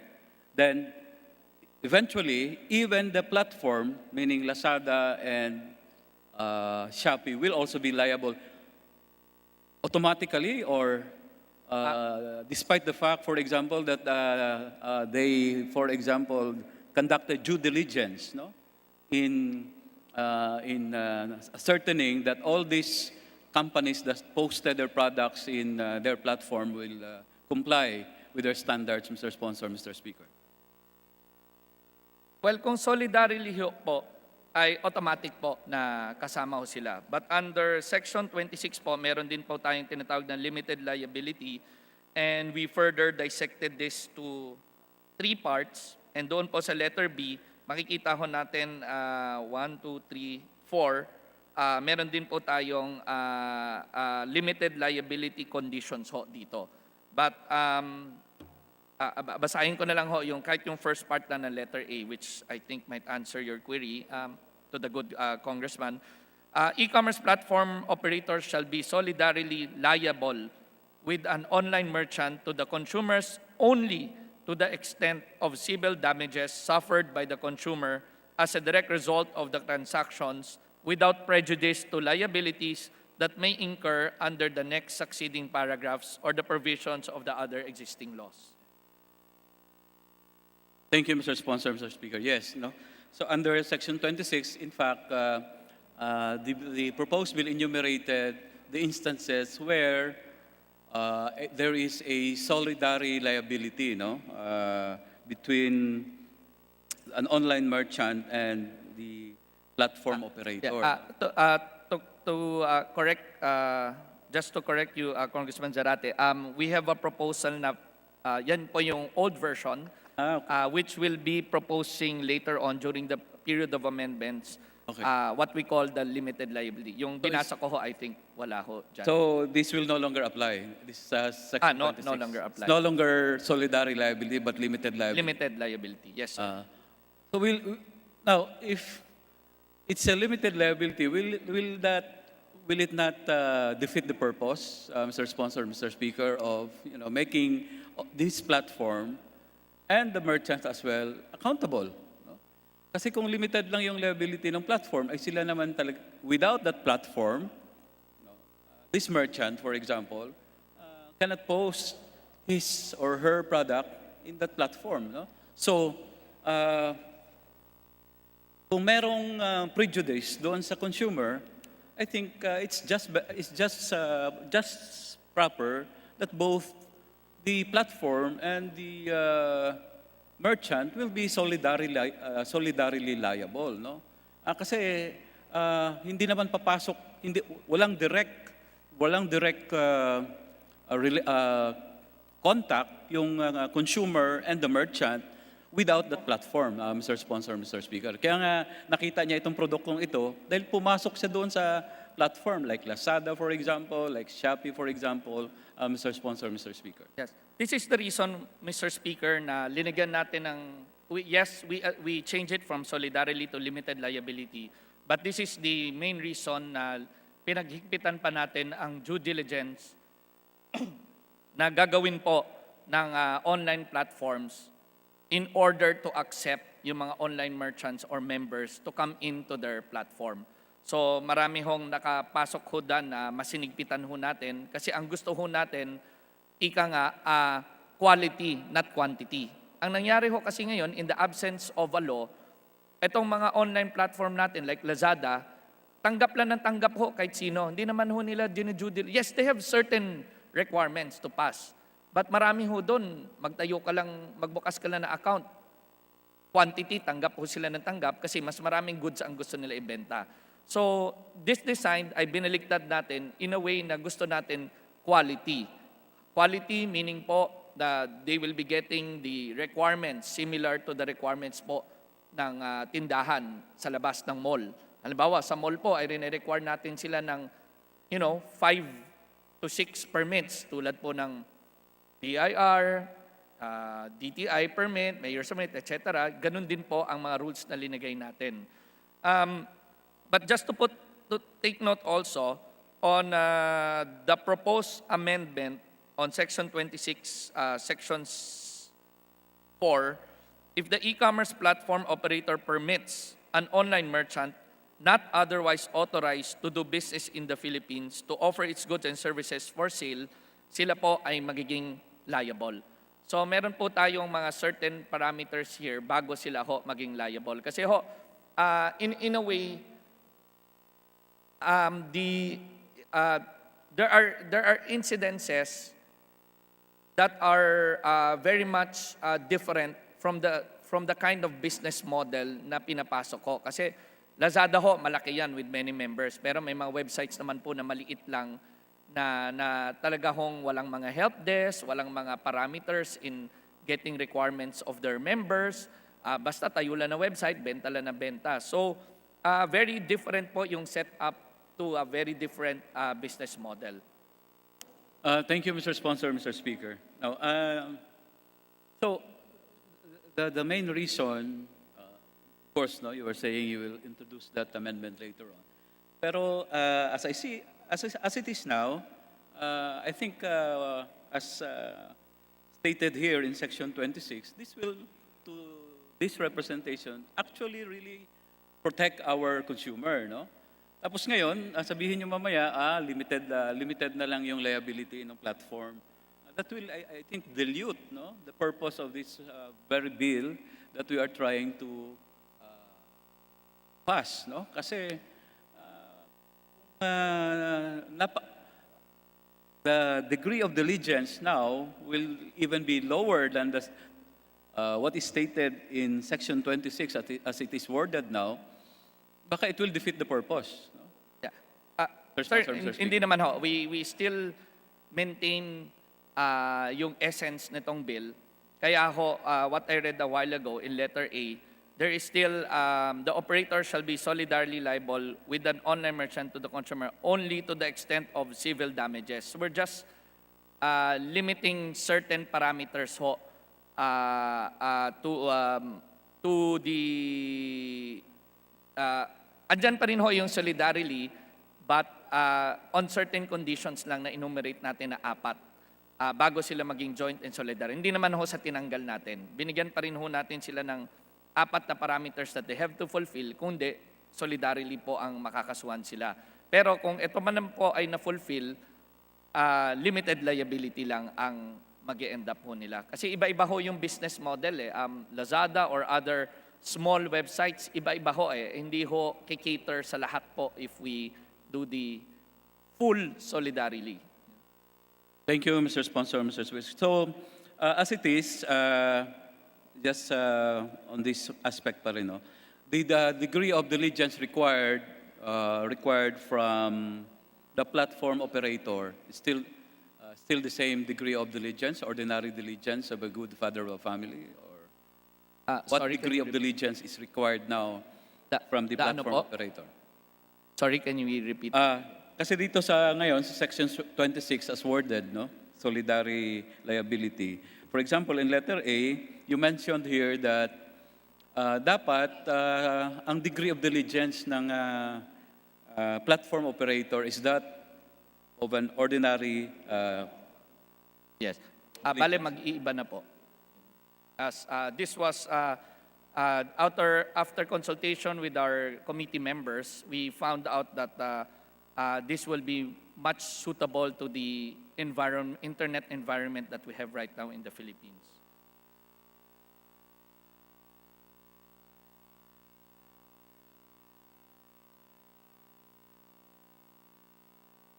Anyway,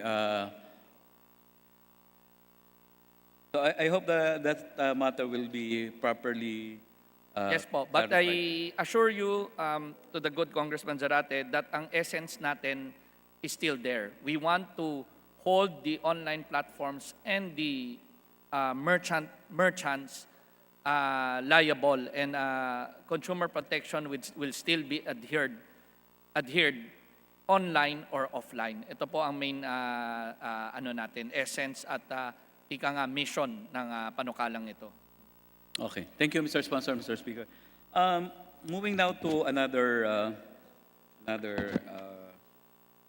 point that I want to be clarified.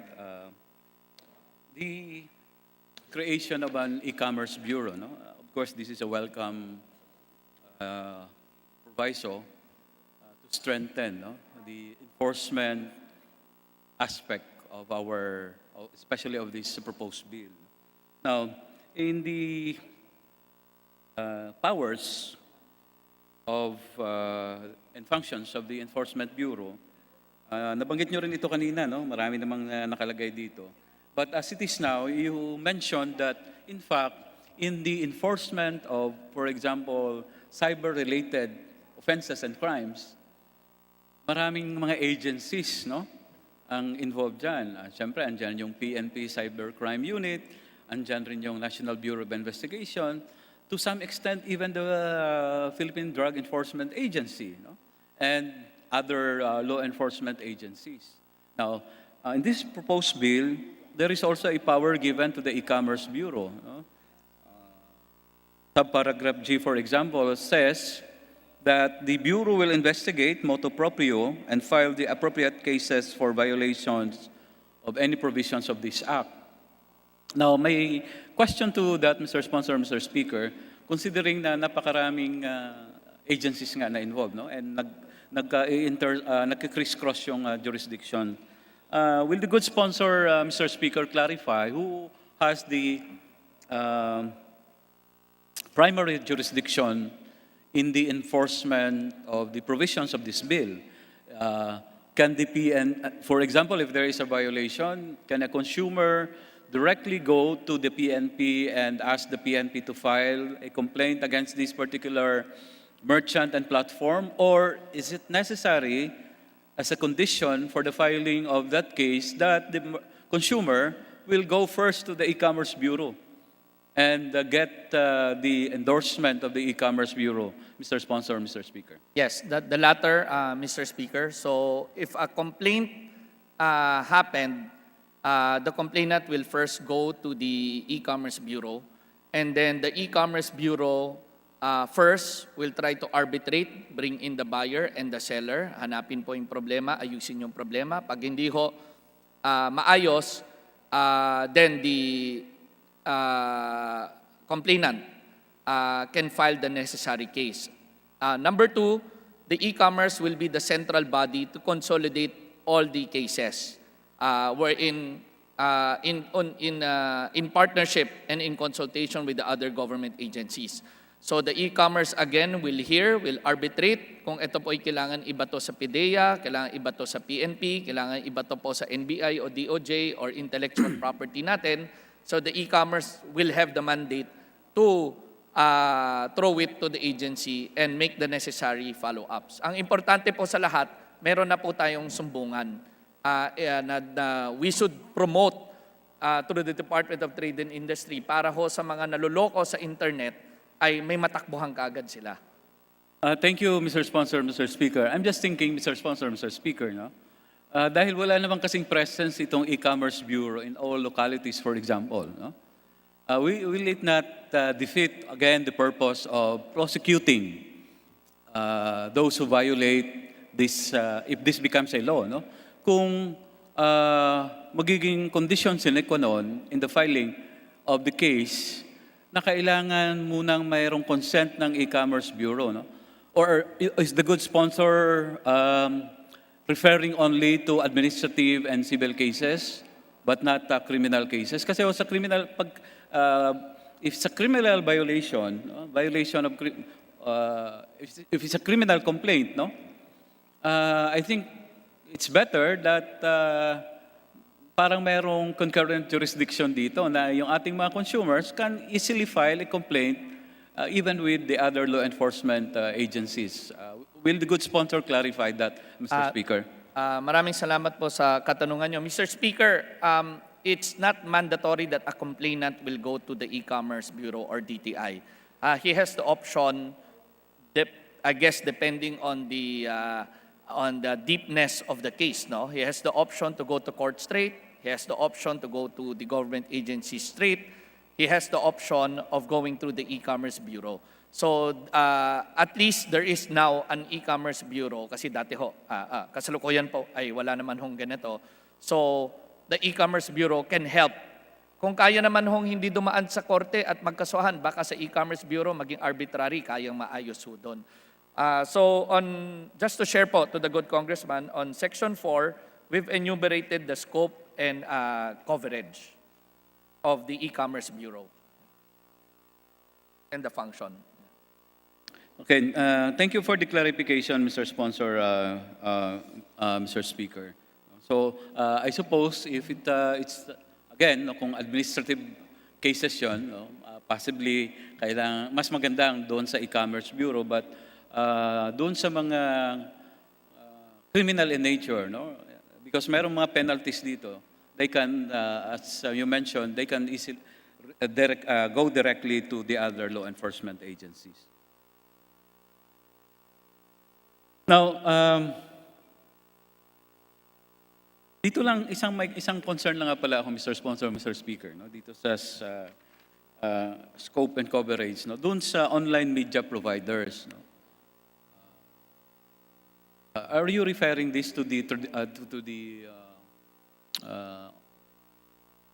online traditional media concept, for example, news outlet, media outlet, or? Hindi po. I'm referring to Netflix and the other related media who's presently viewing to the Filipino consumers. So, selling and viewing to the this refers to those media entities that stream lives or that streams movies, etc. No? Yes, Mr. Speaker. So, pwede ho bang larawan, no, ng ating kagalang-galang na sponsor? How are we going to regulate this? Okay.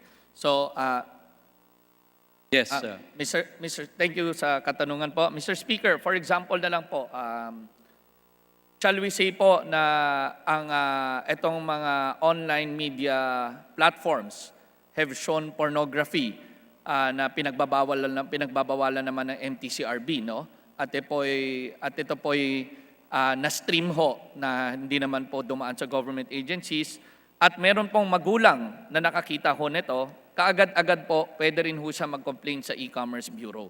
So again, similar din po at pareho rin po ang process natin sa pagbili po ng goods, paggamit po ng mga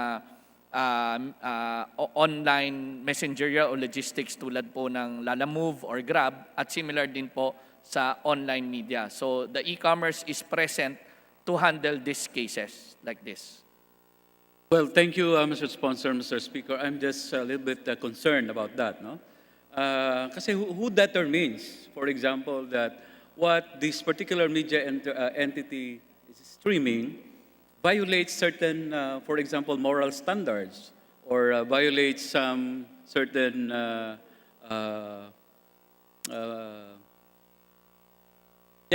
standards, for example, moral standards and political standards for example, in our jurisdiction, no? Because that will, to this representation, may transgress the issue of freedom of expression and even freedom of the press. No? Dahil pinakikialaman mo na, nire-regulate mo kung ano yung gustong stream ng isang online media entity, Mr. Sponsor, Mr. Speaker. Well, Mr. Speaker, right now naman ho, meron na tayong existing law on, let's say, the laws governing MTCRB, kung saan naman dapat sila po ang nagsasabi kung ito bang mga pinapalabas po, whether it's political or similar to that, are applicable and allowed by law or not. So the e-commerce bureau cannot exactly say, or the DTI cannot exactly say, kung ito po ay infringement na ng freedom of speech natin, or related to that. Basta ho, ito pong House Bill natin, ang panukala natin, will just focus on a body that will be nasasalo po ng complaints natin. And after that complaints naman, gaya ng sabi nyo, there are proper hearings and arbitration na pagdadaanan nito. So siguro doon na lang natin malalaman kung tama ba o mali, infringement ba ito ng rights ng isang tao. So doon sa body na yon. But the e-commerce cannot tell you that. The e-commerce bureau cannot judge on that matter. Thank you, Mr. Sponsor, Mr. Speaker.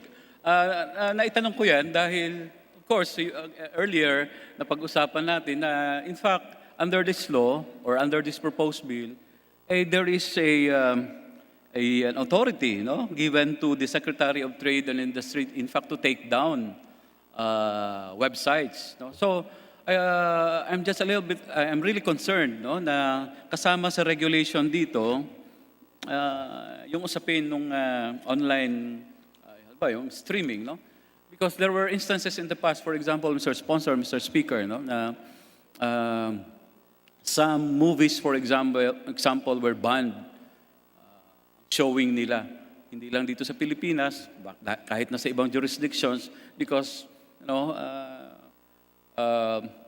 dahil it may offend the sensibilities of some persons even in power.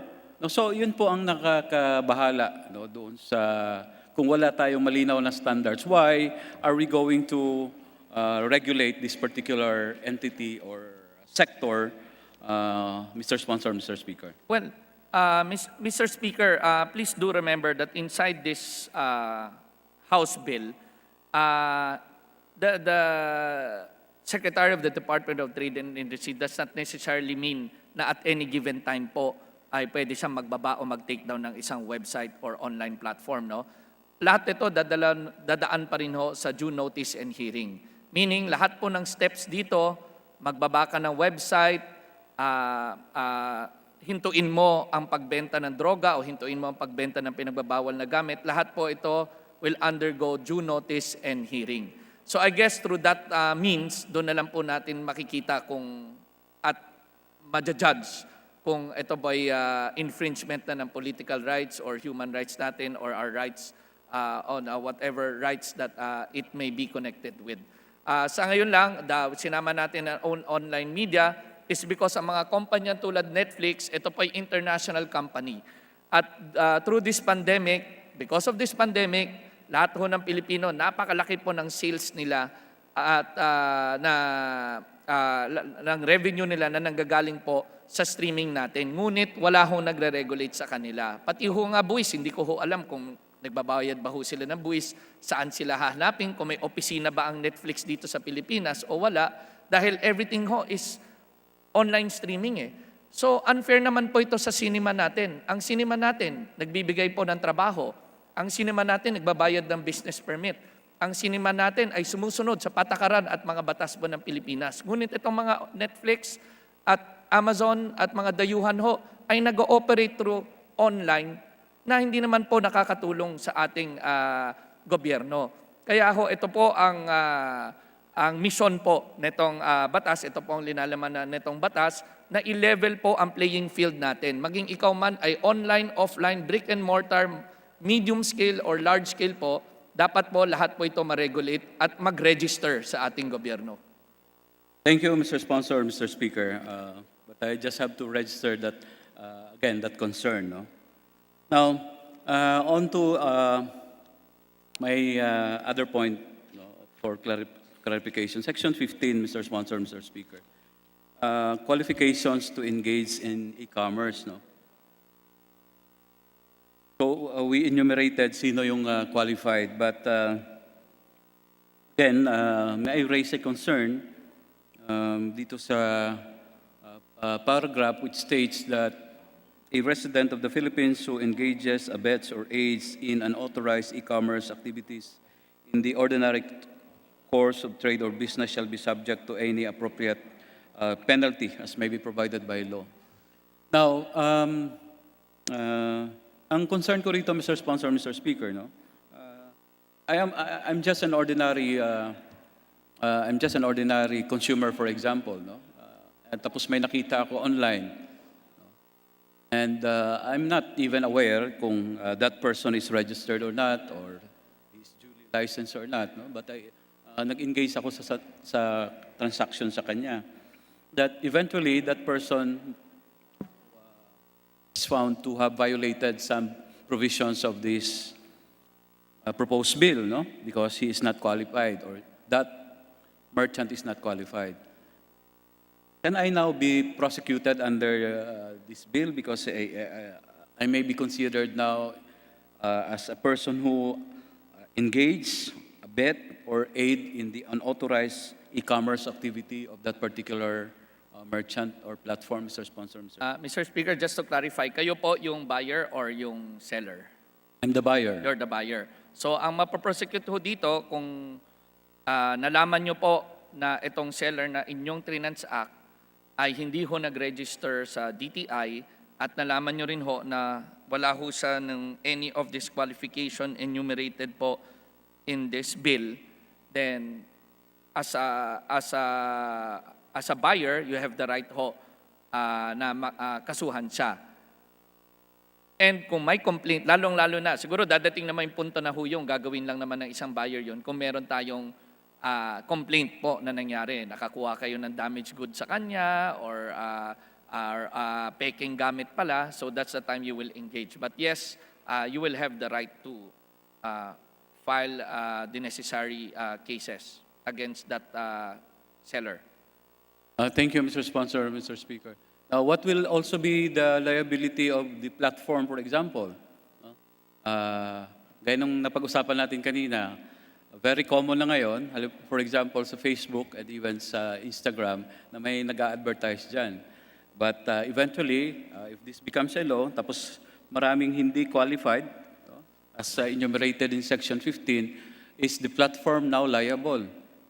Yes, Because Mr. Speaker. the platform can be considered, pwede siyang makonsider that the platform abetted or aided or even engaged in that unauthorized e-commerce activity of a certain merchant, Mr. Sponsor, Mr. Speaker. As long as pumasok ho siya doon sa category natin of limited liability, then yes, pwede rin ho siyang, ang online platform po ay kasama ho sa makakasuhan, mape-penalize po ng not more than 500,000, not more than 5 million, not less than 500,000, plus the revocation of their license and the possible takedown of the website. Okay. Thank you for that clarification, Mr. Sponsor, Mr. Speaker. So, last na lang po, no, na concern ko dito. Dito sa penalties in Section 30. Again, ang sabi po natin dito, we want to protect our consumers. That's why we want to regulate all these transactions. But of course, second, we also have to protect our small and entrepreneurs, no? Who are now, especially sa panahon ngayon ng pandemic, a lot of our entrepreneurs are, resulting into, especially itong mga maliliit, no? They use internet to sell their products just to augment their income, for example. So dito sa Section 30, once you fail to, in relation to Section 15, failure to register will automatically make you liable, even if that, just a clarification, kahit once ka lang nag-advertise, for example, sa online platform, using the internet, then you will already be penalized under this Section 30, Mr. Sponsor, Mr. Speaker. Is that what is the intention of this provision, Mr. Sponsor?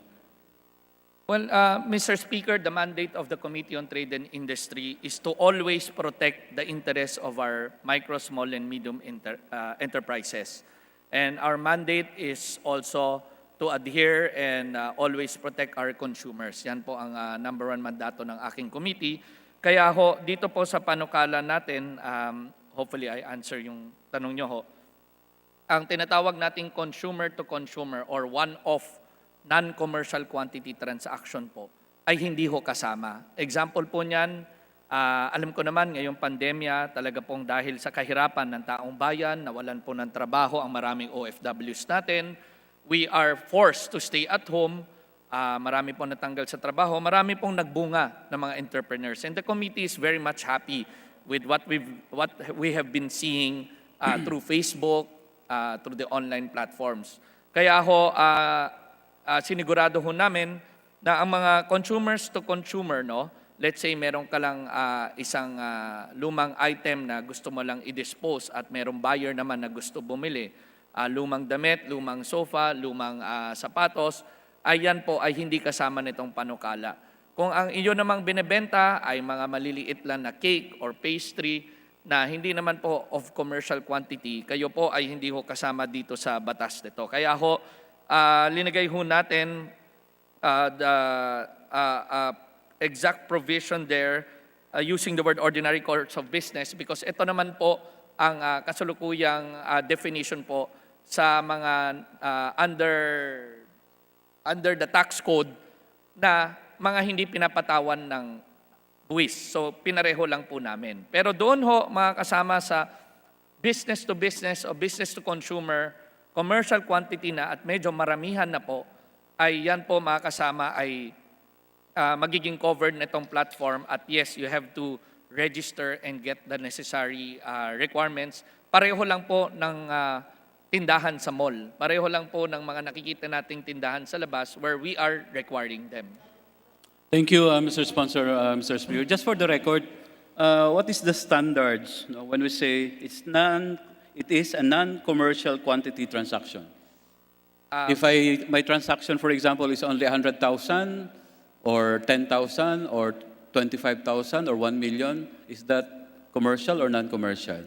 Well, Mr. Speaker, kung ano lang po ang definition natin sa existing batas natin on the tax code, which is the ordinary course of business.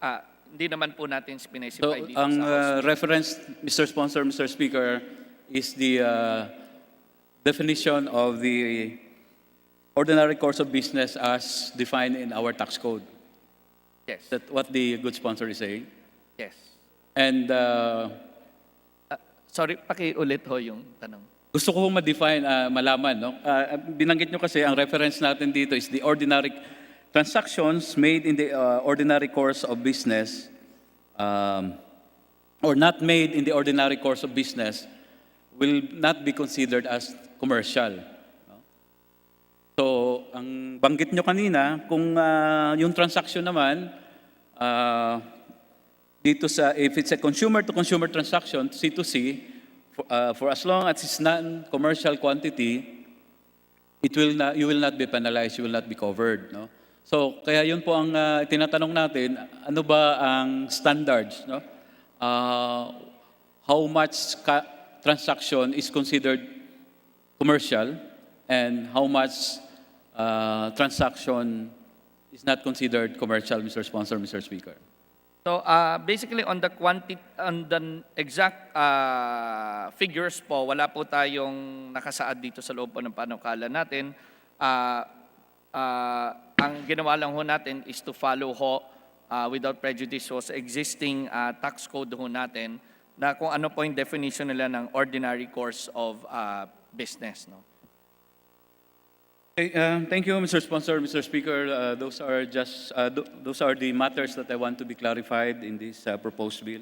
Thank you for entertaining my questions. Thank you, Mr. Speaker. Thank you, Mr. Speaker. Majority Leader. Mr. Speaker, the next of our colleagues who wishes to interpolate our sponsor is the gentleman representing the party list APEC. I move that we recognize Representative Sergio Dagoc, who is present through Zoom. Dagoc. Representative Dagoc is recognized for his interpellation. Thank you, Mr. Speaker. Good afternoon, everyone.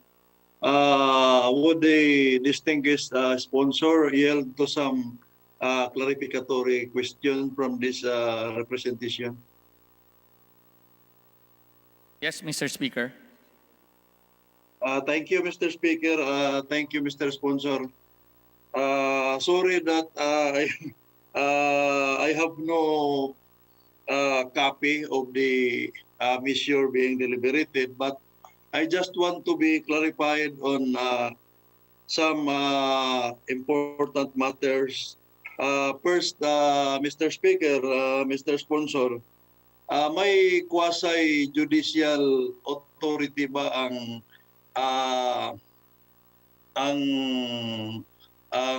batas with regards to the imposition of penalties and the conduct of, as I have heard in the deliberation, this body will be conducting hearings, no? Due process. So, is the body has a quasi-judicial power or authority? Mr. Speaker, if the good gentleman is referring to the E-Commerce Bureau, no, they do not have quasi-judicial powers. So, meaning, Mr. Speaker, distinguished sponsor, they cannot, they are not the body that will impose the sanctions and penalties under this proposed measure. No, Mr. Speaker, it's the court. And there's always due process that will be given to both parties. Do this body, because they are under the Department of Trade and Industry, may kapangyarihan din ba ang body na to that will impose price regulations? No, Mr. Speaker. Meron na pong ahensya na nag-handle po niyan under the Department of Trade and Industry. So price regulations when it comes to products sold is still under the regulation of the appropriate Department of Trade and Industry unit, including product standards. Yes, Mr. Speaker.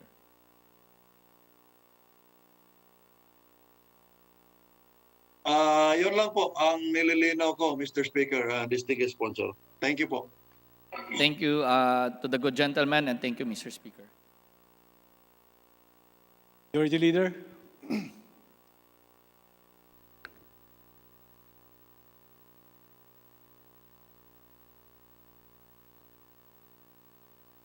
Mr. Speaker, I move we suspend consideration of House Bill number 7805. So move. There any objection? Hearing none, motion is approved. Majority Leader. Mr. Speaker, I move we consider House Bill 7904 and direct the Secretary General to read the title of the said measure. So move. Secretary General is directed to read the title of the bill. House Bill 7904, an act further strengthening the anti-money laundering law, amending for the purpose Republic Act Number 9160, otherwise known as the Anti-Money Laundering Act of 2001, as amended. Majority Leader.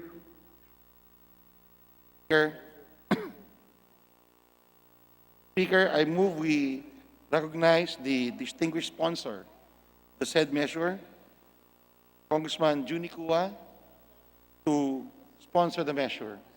So move. The distinguished sponsor, Congressman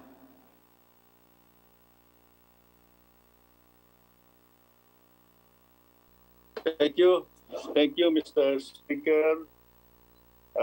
Thank you, Mr. Majority Leader.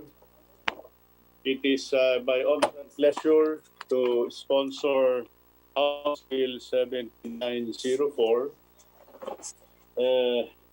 In the interest of time, I would like to submit for the record my explanatory note on the bill as my sponsorship speech. And suffice it to say that the objectives of this bill, firstly, is to protect and preserve the integrity and confidentiality of bank accounts, and to ensure that the Philippines shall not be used as a money laundering site for the proceeds of any unlawful activity. Secondly, to facilitate the prosecution of persons involved in money laundering activities wherever committed by extending the government's cooperation in transnational investigation and on money laundering cases. And finally, to enforce targeted financial sanctions relative to the financing of the proliferation of weapons of mass destruction, terrorism, and financing of terrorism pursuant to the relevant United Nations Security Council resolutions. These are the noble objectives of this bill, Mr. Speaker. And I appeal to this august body to support the passage of this bill, as this is one of the measures that is being awaited by the Financial Action Task Force, so that the Philippines will be listed in the evaluation of the FATF. Thank you so much, Mr. Speaker, Mr. Majority Leader. Thank you, Congressman Juni Kua, for your sponsorship speech. Majority Leader. Mr. Speaker, I move that we suspend consideration of House Bill number 7904. Is there any objection? Hearing none, motion is approved. Majority Leader.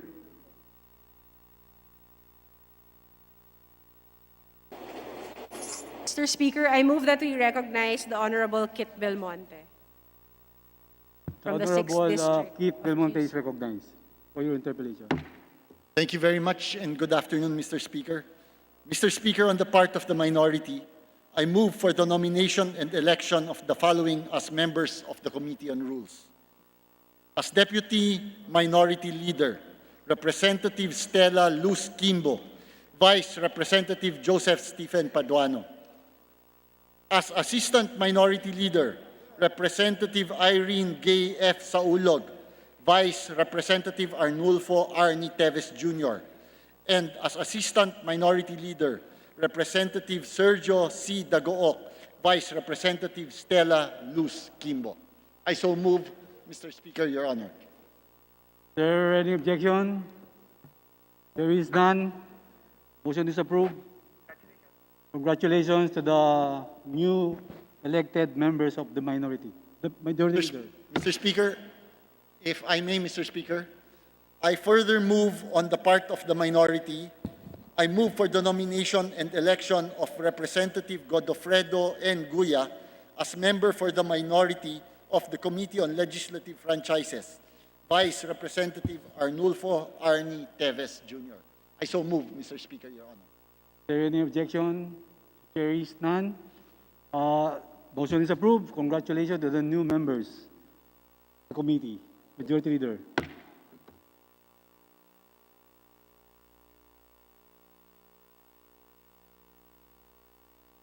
I move that we resume consideration of House Bill 7904 and direct the Secretary General to read the title. The Secretary General is directed to read the title of the bill. House Bill number 7904, an act further strengthening the anti-money laundering law, amending for the purpose Republic Act 9160, otherwise known as the Anti-Money Laundering Act of 2001, as amended. Majority Leader. Mr. Speaker, I move that we recognize the Honorable Ferdinand Gaite from the Bayan Muna party list for his interpellation. Congressman Ferdinand Gaite of Bayan Muna is hereby recognized for his interpellation.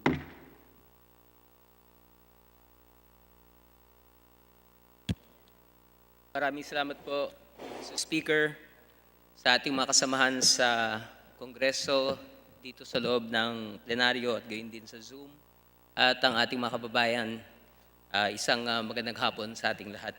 Paintulutan po ba ng ating kagalang-galang na chair ng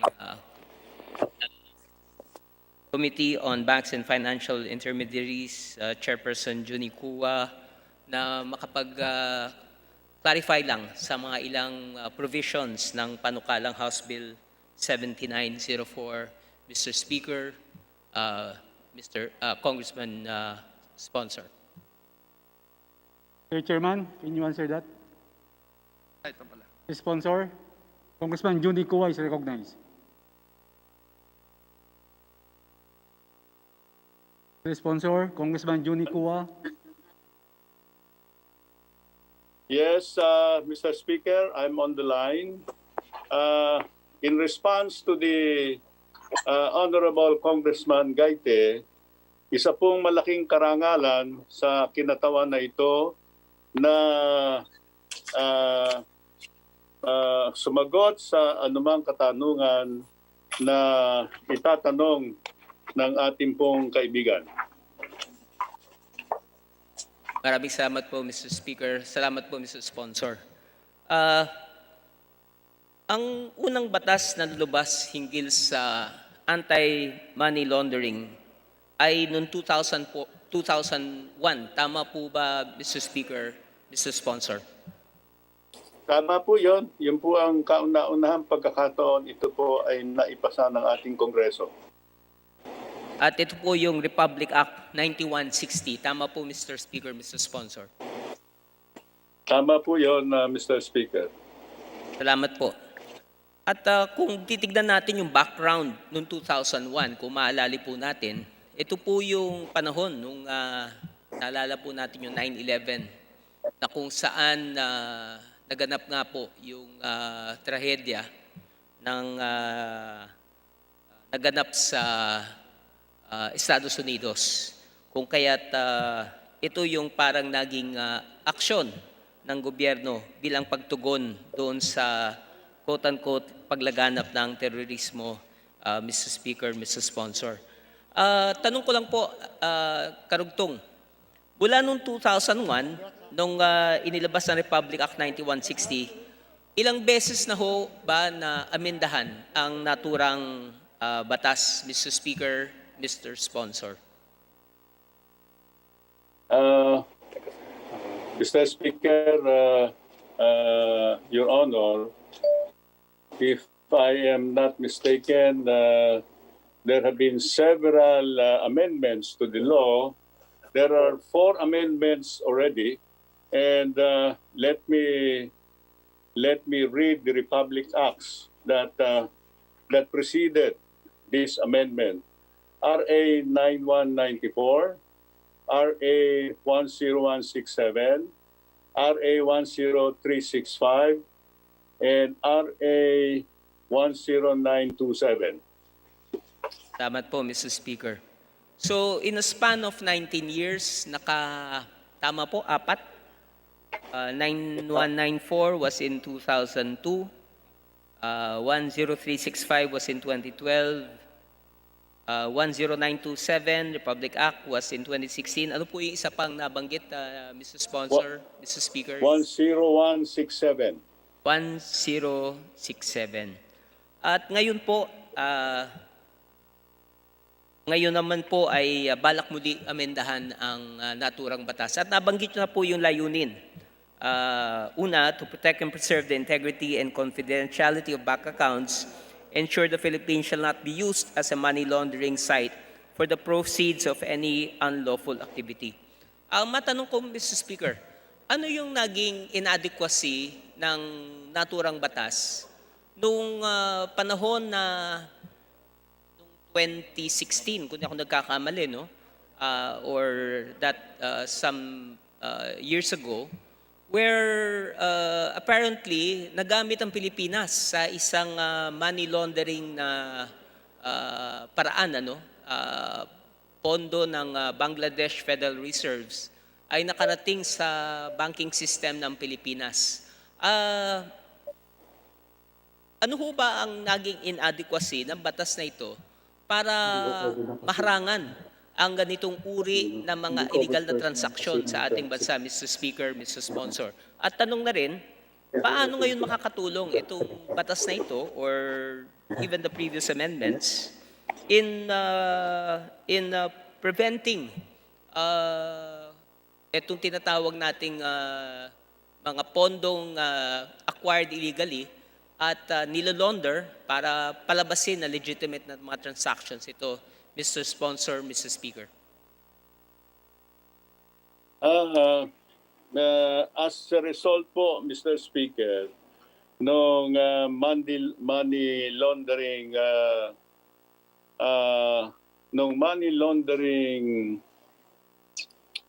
hello.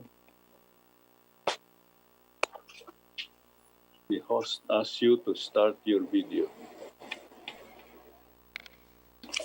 Mr. Speaker, ito pong Bangladesh ay nangyari po noong 2016. At nung panahon po na yon, ang ating pong anti-money laundering law ay hindi po nakasama yung pagmomonitor dito sa mga casino. At yung pong laundering ng pera na yan ay ipinadaan po sa casino. Kaya po nung 2017 ay ipinasa natin ang RA 10927 upang sakupin at isama as covered institution itong casino.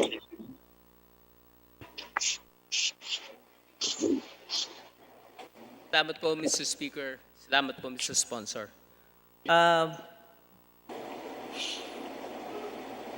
Ano ho kayang dahilan kung bakit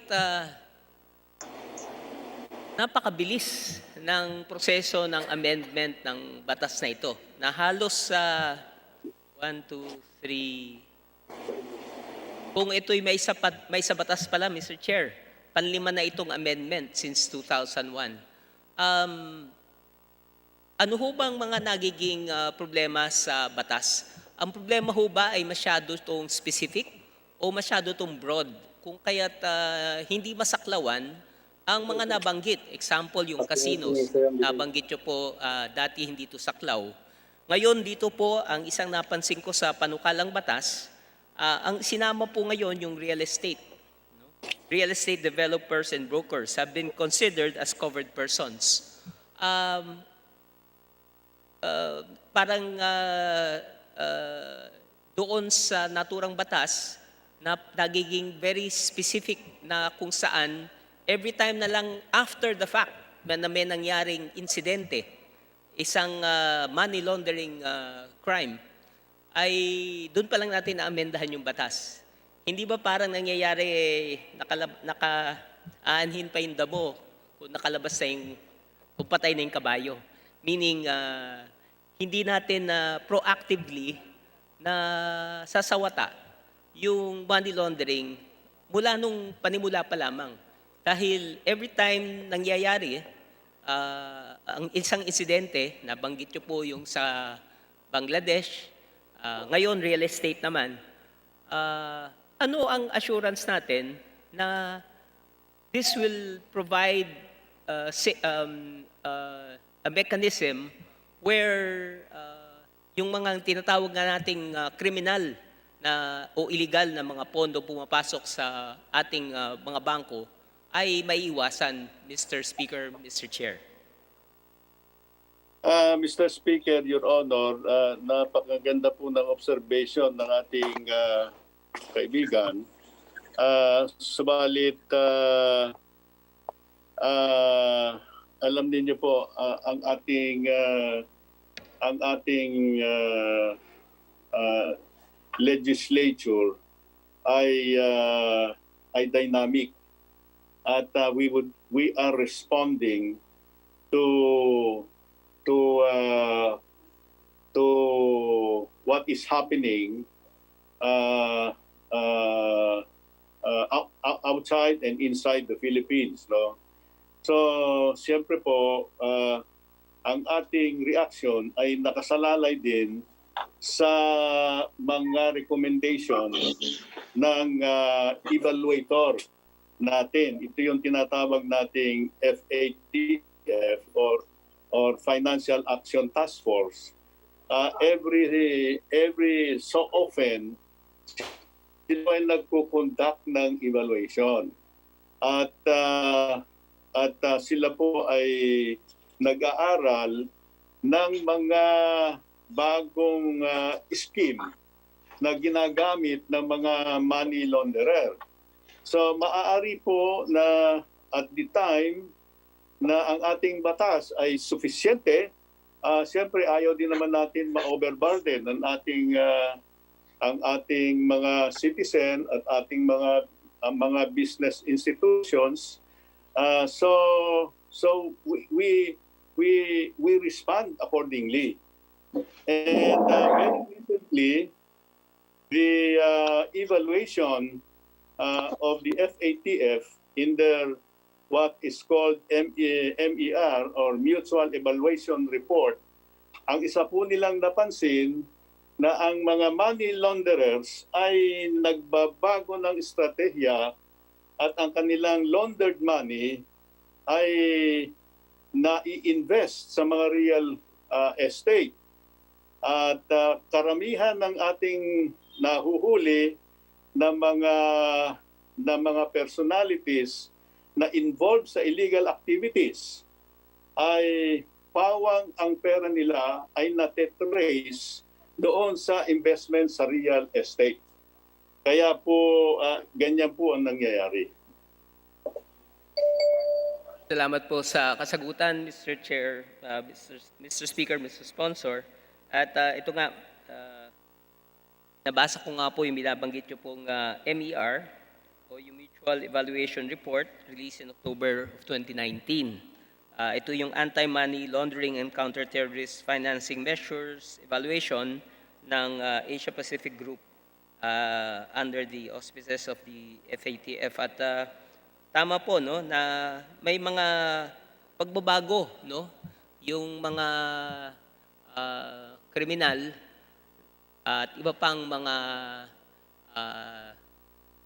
pwersang maitim para gamitin ang banking system para mai-launder ang kanilang mga resources and funds.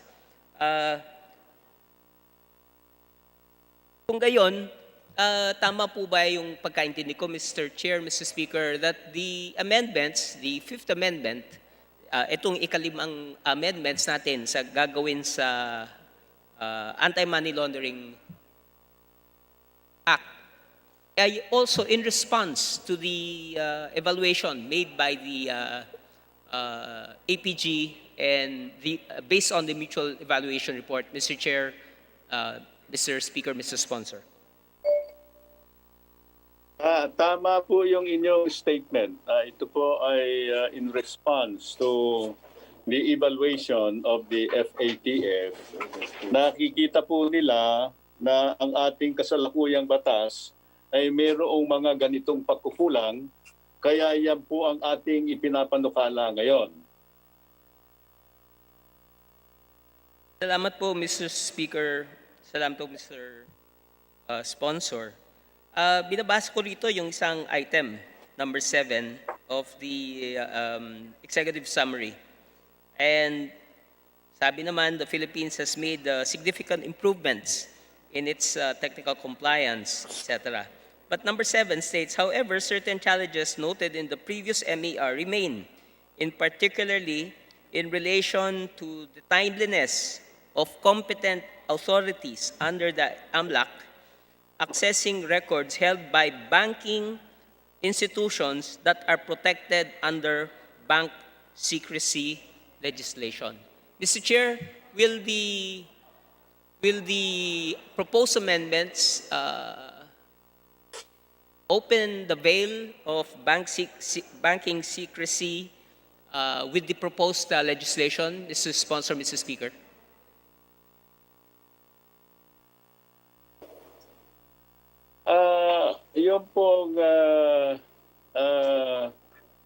Yung pong bank secrecy ay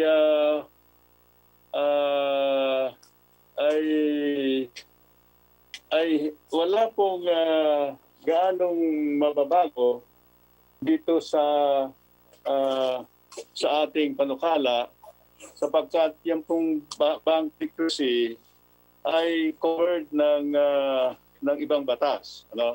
So, yung ating bank secrecy law. So,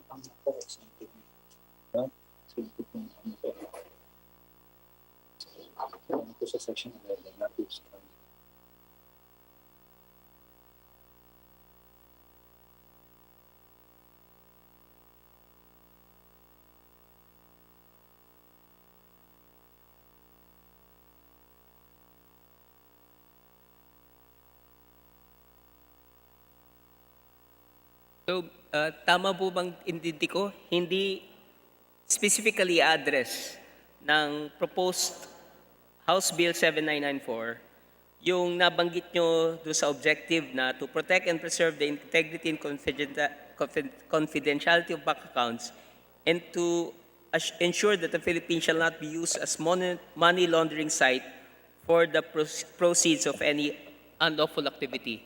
Ang sabi niyo po, it will be addressed by the bank secrecy law. Tama po, Mr. Speaker, Mr. Sponsor.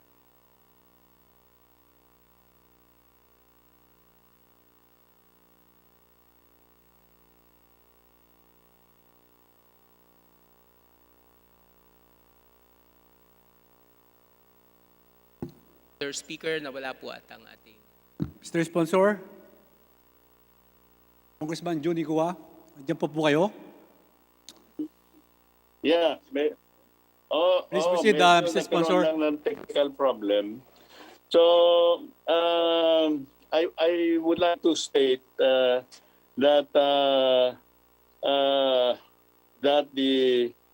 the AMLAC or AMLC has limited access to bank deposits. So, And that particular fact is recognized by the FATF. Salamat, Mr. Chair. Kasi yung pagkaintindi ko, this is an act further strengthening the AMLA, the Anti-Money Laundering Law. Nevertheless, Mr. Chair, ilang katanungan na lang po. Tama po ba ang hindi ako lawyer, pero ano ho bang pinagkaiba nung freeze order sa asset, tayo ko lang po yung nabanggit dito. Ano ho pinagkaiba ng freeze order sa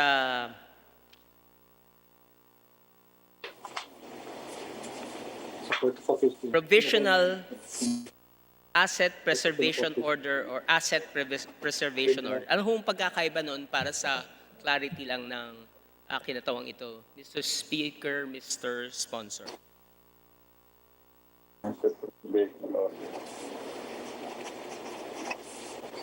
During the proceedings po, nag-i-issue siya ng asset preservation. Ito ini-issue na asset. Yeah, ang asset preservation order ay ito po ay ini-issue ng Regional Trial Court. Samantala po yung freeze order ay ini-issue ng Court of Appeals. And limited lang po yan. Yung freeze order na yan ay limited for 6 months. Ano po yung sinasaklaw ano po yung effect ng freeze order? Anong pinagkaiba ng freeze order sa provisional asset preservation order? Liban sa kung sino yung nag-i-issue nito. Ano ho yung pagkakaiba, yung effect itong naturang mga orders ito, Mr. Speaker, Mr. Sponsor? Bago mag-expire yung 6 months, nagpa-file kami nito para ma-preserve pa rin yung assets. Yan pong freeze order, yan po ay ini-issue ng Court of Appeals. At ang buhay po niyan ay 6 na buwan lamang. Ngayon, bago po yan mag-expire, ang ginagawa po ng AMLA ay para maipagpatuloy pa, ay nag-a-apply po sila ng asset preservation order. Kumukuha naman po sila niyan doon sa Regional Trial Court. So, yan po ay dalawang paraan para habang kinakailangan na magkaroon ng control ang AMLAC sa mga pag-aari Mr. Speaker. ng pag-aari ng mga personalities involved sa kaso. Mr. Speaker. Ay ginagamit po nila yan. Congressman Sorate is recognized. Yes, May I raise a point of order, Mr. Speaker? Much as we want to continue to hear the interpellation between the Honorable Gaite and the Honorable Kua, we have a technical difficulty, Mr. Speaker. No? We cannot clearly hear, especially we observe that the bandwidth of the Honorable Kua is very low. And in that case, Mr. Speaker, can we possibly... Speaker, I move to suspend. Majority Leader. Move to suspend, Mr. Speaker. Motion suspended. Mr. Speaker,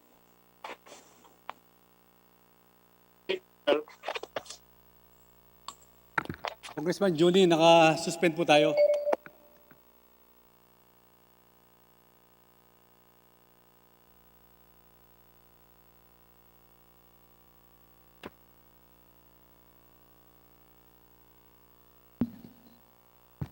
Session resume. Majority Leader.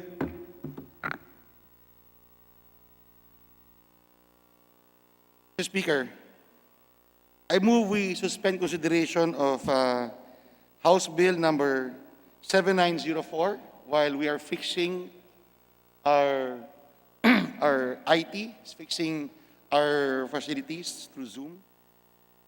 Mr. Speaker, I move we consider Mr. Speaker, House Bill number 7805 and direct the Secretary General to read the title of the said measure.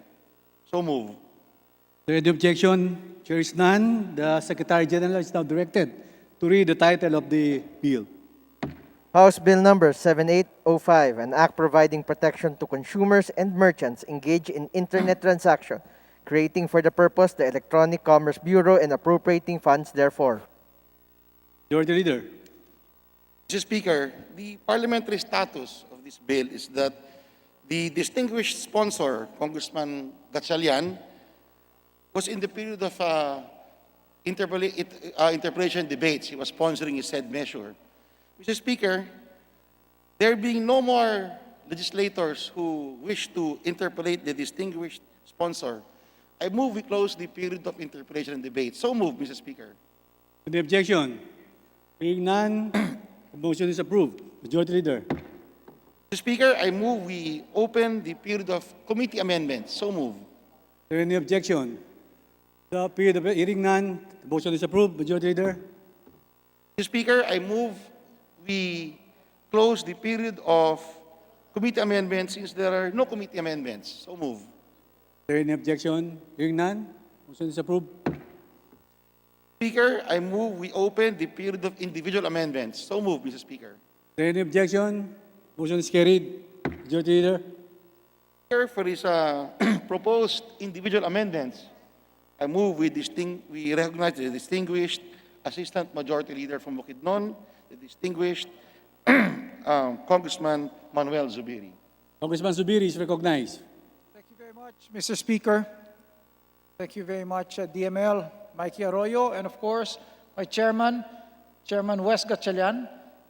May he be amenable to, I have proposed amendments, Mr. Speaker. Are you okay? Is it okay with the Please Chairman proceed. of Trade and Committee? Please proceed. Yes, Mr. Speaker. On page 11, line 24, insert the phrase upon due notice and hearing before the word shall. Please, Sponsor. I accept, Mr. Speaker. Majority Leader.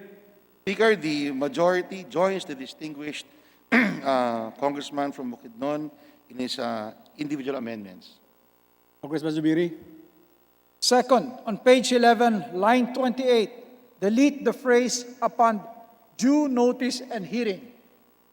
Please, Sponsor. I accept, Mr. Majority Leader. Speaker, the majority joins the distinguished sponsor, Congressman Gatchalian, and the Congressman Zubiri in their individual amendments. Amendment number 3, on page 12, line 29, replace the number 11 to number 5. Please, Sponsor. Speaker. I accept, Mr. Speaker. Majority Leader. Mr. Speaker, the majority joins the distinguished sponsor in accepting the amendments.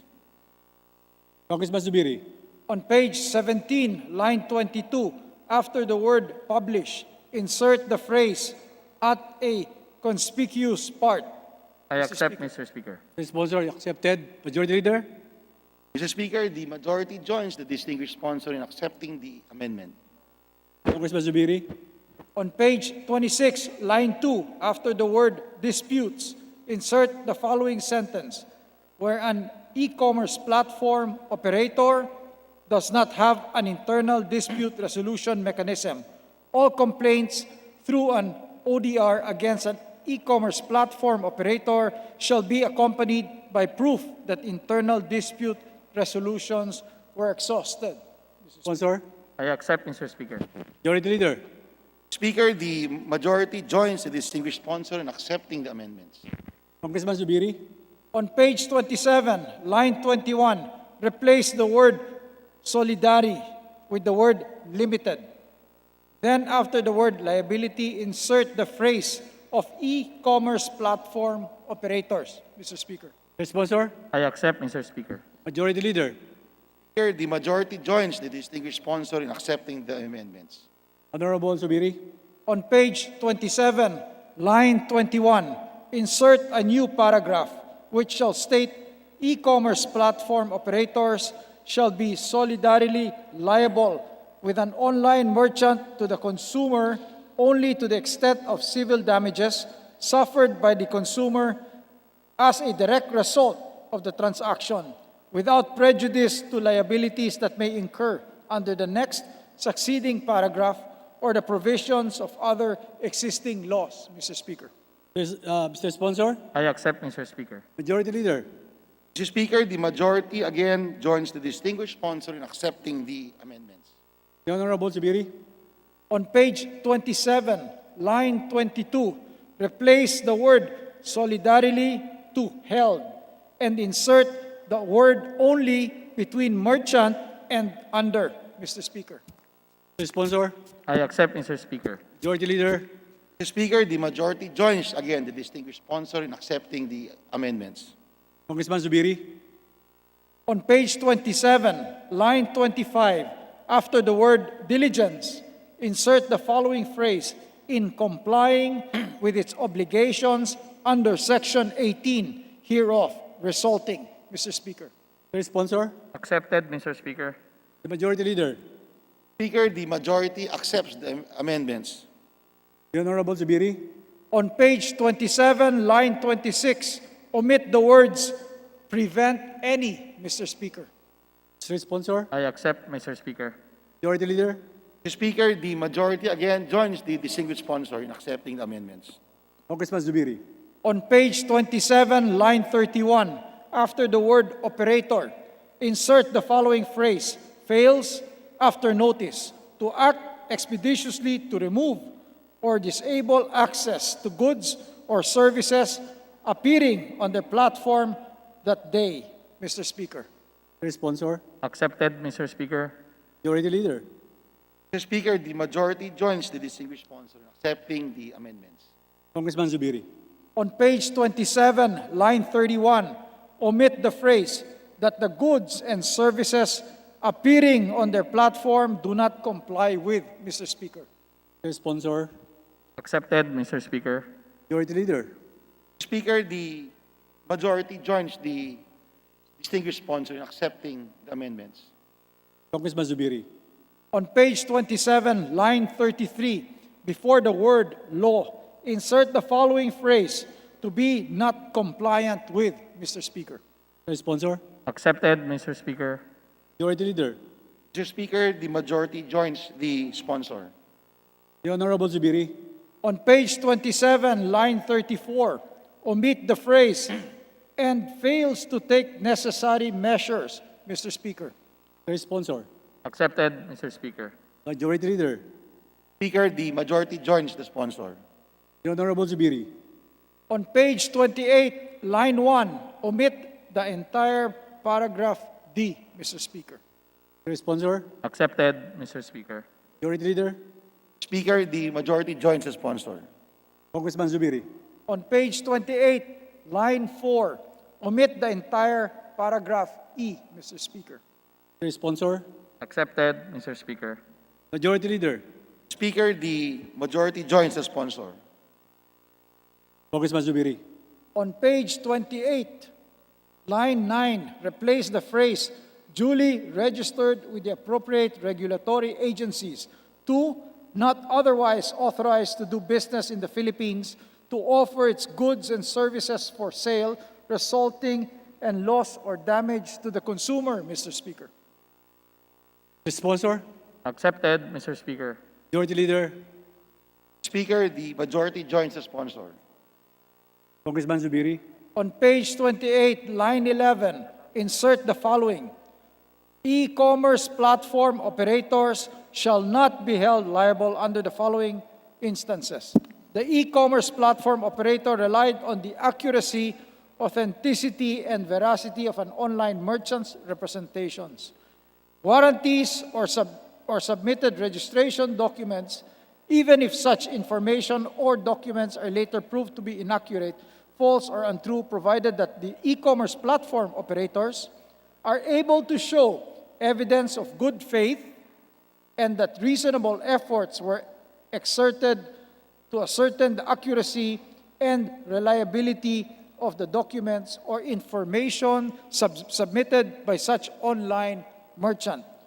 Number 2, e-commerce platform operators relied on the representations, warranties, or submissions of an online merchant stating that it is duly organized, valid, and existing under the laws of the Philippines or under the laws of its respective jurisdictions to engage in e-commerce or has obtained all necessary licenses, permits, or approvals required for the sale of goods and services, or that said goods and services conform to applicable laws, rules, and regulations, Mr. Speaker. That is all, Mr. Speaker. Mr. Sponsor, I accept, Mr. Speaker. Majority Leader, Mr. Speaker, the majority joins the distinguished sponsor. Congressman Zubiri. Everything has been said, Mr. Speaker. Thank you very much. All individual amendments is carried. Majority Leader. Thank you, Mr. Speaker. Thank you, Majority Floor. Thank you, Mr. Sponsor. Majority Leader. Speaker, before we close the period of individual amendments, I move that we manifest the request of the Honorable Senior Deputy Majority Leader, Boying Rimulya of Cavite, that he be made a co-author to the said measure.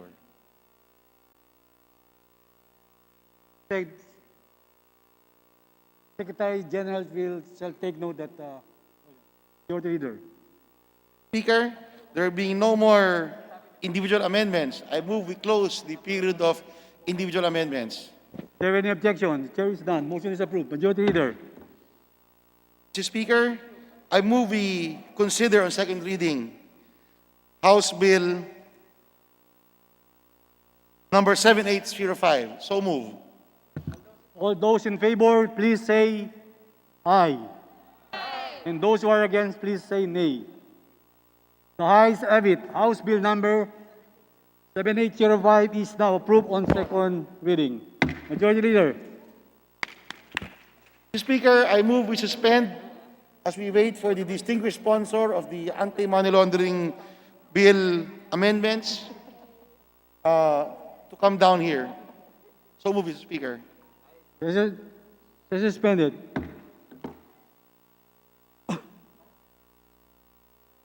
Dami nun ah. Daming amendment ah.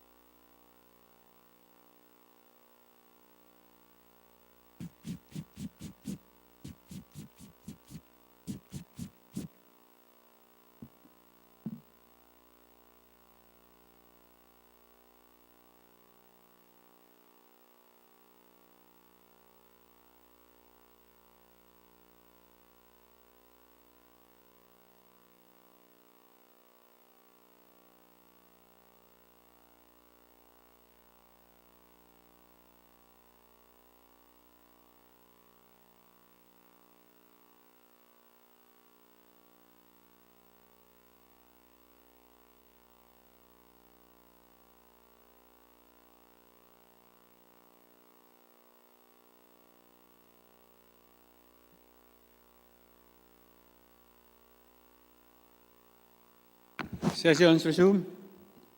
Majority Leader. Mr. Speaker, I move that we resume consideration of House Bill number 7904 as contained in Committee Report number 565, and that the Secretary General be directed to read the title of the measure. Is there any objection? Hearing none, motion is approved. Majority Leader. The Secretary General is now hereby directed to read the title of the bill. House Bill 7904, an act strengthening the anti-money laundering law, amending for the Purpose Republic Act 9160, otherwise known as the Anti-Money Laundering Act of 2001, as amended. Majority Leader. Mr. Speaker, the parliamentary status that we are in the period of sponsorship and debate. I move that to continue sponsorship and debate on the measure, I move that we recognize the chairman of the Committee on Banks and Financial Intermediaries, Representative Junie Kua, to resume his sponsorship, and that we also recognize Representative Ferdinand Gaite of Party List Bayan Muna for his chance to interpellate the sponsor. So move, Mr. Speaker. Is there any objection? Hearing none, motion is approved. The chairman now, the sponsor now is here, and Congressman Gaite, you may proceed to your interpellation to the sponsor. Thank you, Mr. Speaker.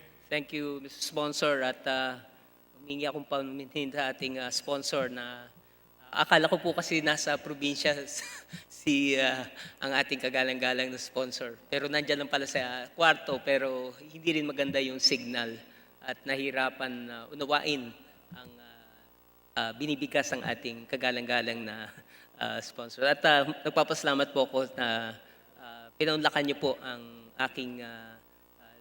aking hiling na magkaroon tayo ng tuloy-tuloy na pagtatalakay hinggil sa panukalang batas. At actually, Mr. Sponsor, Mr. Speaker, ay patuloy na yung aking katanungan. At kanina, babalikan ko lang po, Mr. Speaker, pumamarapatin ng ating kagalang-galang sponsor. Ang tinatanong ko po kanina, ano ho yung pinagkaiba ng Provisional Asset Preservation Order or Asset Preservation Order doon sa freeze order? Kasi nga po, doon sa mismong batas, sa RA 9160, nakasaad na po na ang freeze order ay maaari lamang, ang maaaring mag-issue lamang ng temporary restraining order injunction ay ang Court of Appeals or Supreme Court. Pero dito po, yung dating binabanggit nyo po na Regional Trial Court, RTCs, ang pwede naman mag-issue ng restraining order doon sa asset preservation order or preservation or provisional asset preservation order or asset preservation order ay ngayon sa inyong proposed bill ay pareho na rin ang mag-i-issue na lamang ay Court of Appeals or Supreme Court. Ano ho bang naging suliranin kung bakit kailangan baguhin rin ito? No? So una po sa katanungan, ano ho bang pinagkaiba ng freeze order at itong asset preservation or provisional asset preservation order that warrants that either only the Supreme Court or the Court of Appeals shall issue said TRO or injunction order? Mr. Speaker, Mr. Sponsor. Maraming salamat po sa kagalang-galang na Gaite. Napakaganda po ng tanong. Ang freeze order ay isa pong order na ina-apply ng AMLAC sa Court of Appeals ayon sa ating AMLAC. At ang PAPO naman po o Provisional Asset Preservation Order ay isa pong dokumento na ini-issue naman ng Regional Trial Court. Kung meron pong asset na ating fini-freeze ang AMLA, bago po ito mag-expire, kasi ang buhay lang ng freeze order ay 6 na buwan, at kung hindi pa nase-settle yung case at kinakailangan pang ipagpatuloy yung freeze order na yon, ay nag-a-apply naman po sa Regional Trial Court ng tinatawag na PAPO, na later on, after due notice and hearing, ay magiging APO naman, Asset Preservation Order.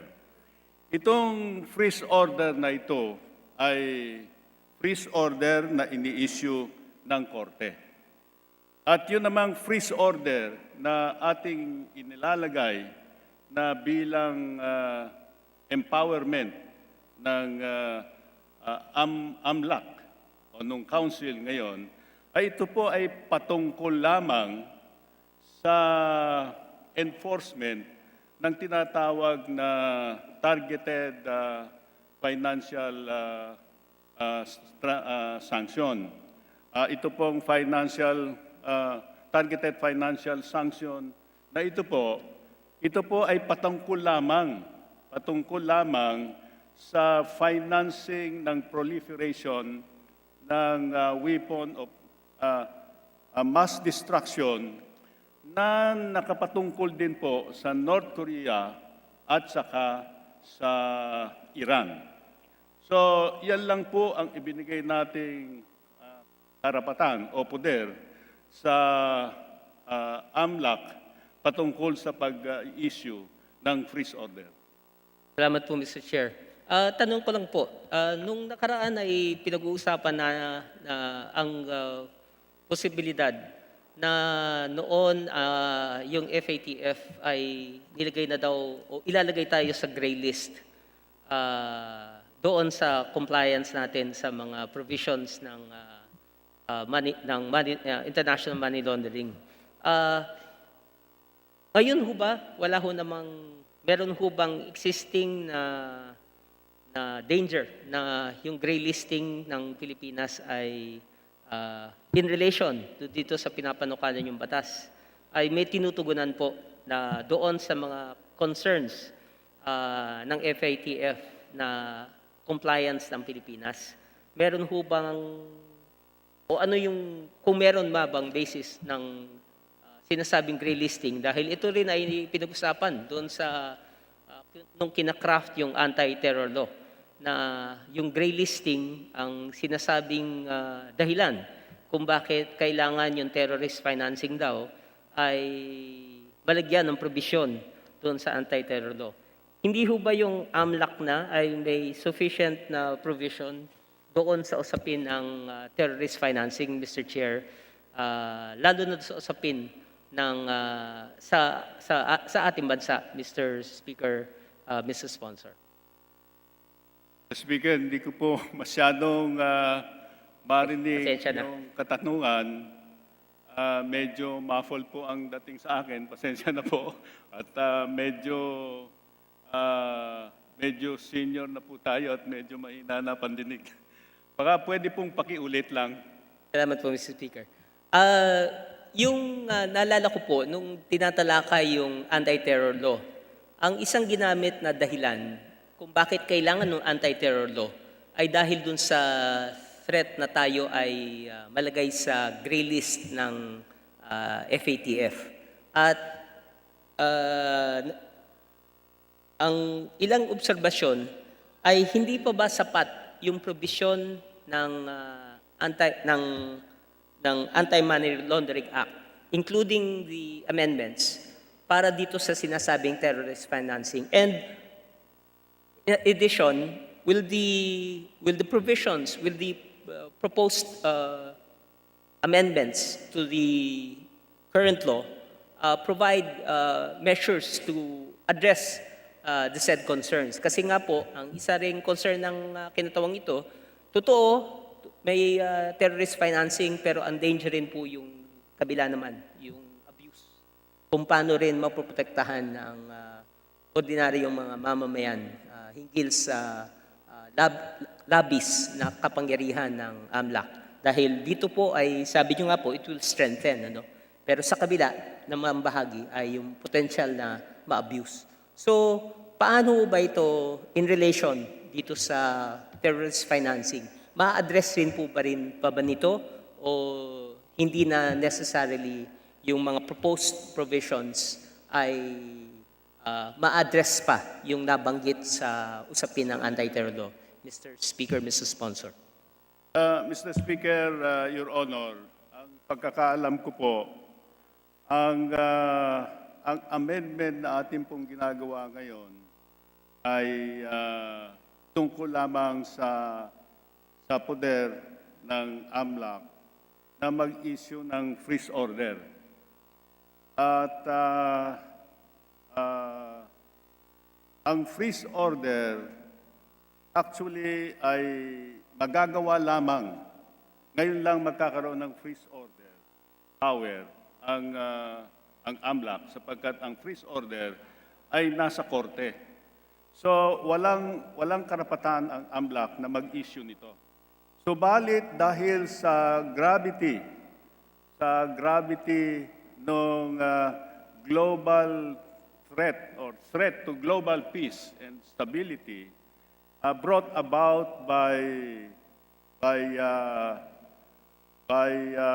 continuous engagement of North Korea and Iran in the pursuit of their nuclear armaments ay naging kasunduan ng United Nations na kinakailangan na magkaroon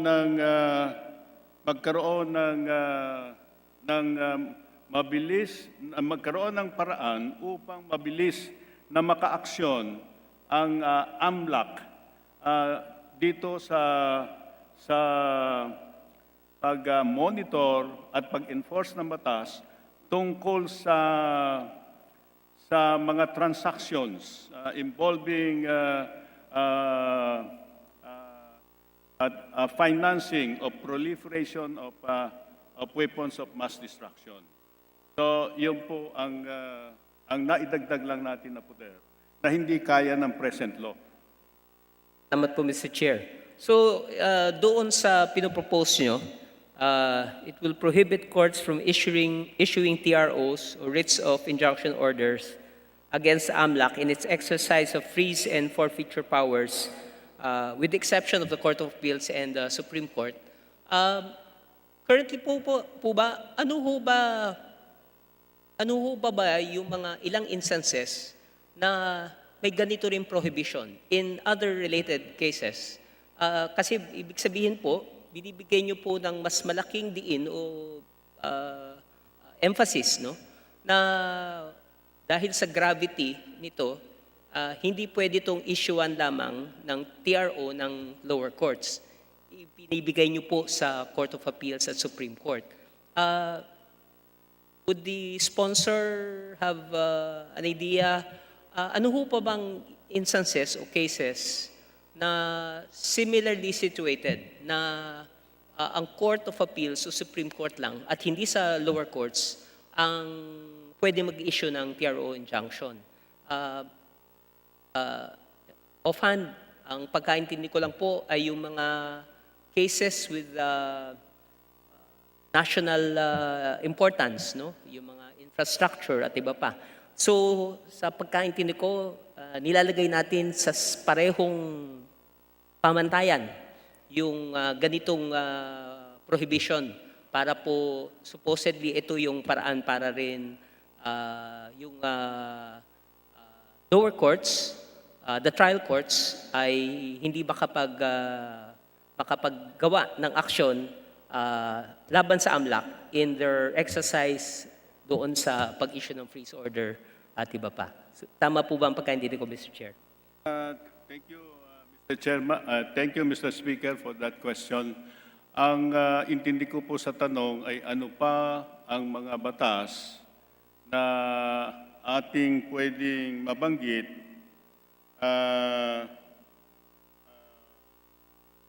na kategorya, kapareho ng kategorya nitong batas na ito o proposal na ito na hindi pwedeng ang regional trial court lang ang mag-restraint kundi ang Court of Appeals. Now, offhand, Mr. Speaker, Your Honor, because I'm not a lawyer, I have difficulty recalling which of these laws. But I am certain that I have encountered them, and will furnish you those laws or those laws or proposed legislations for that matter na mayroong ganitong feature. This only emphasizes the gravity of the situation. Na in a situation like this, life is involved, and it could mean death to thousands of people. Kinakailangan po talaga na hindi ganun kadali na ma-restrain. So, thank you, Mr. Speaker, Your Honor. Salamat po doon sa clarification na yun. Totoo po, no?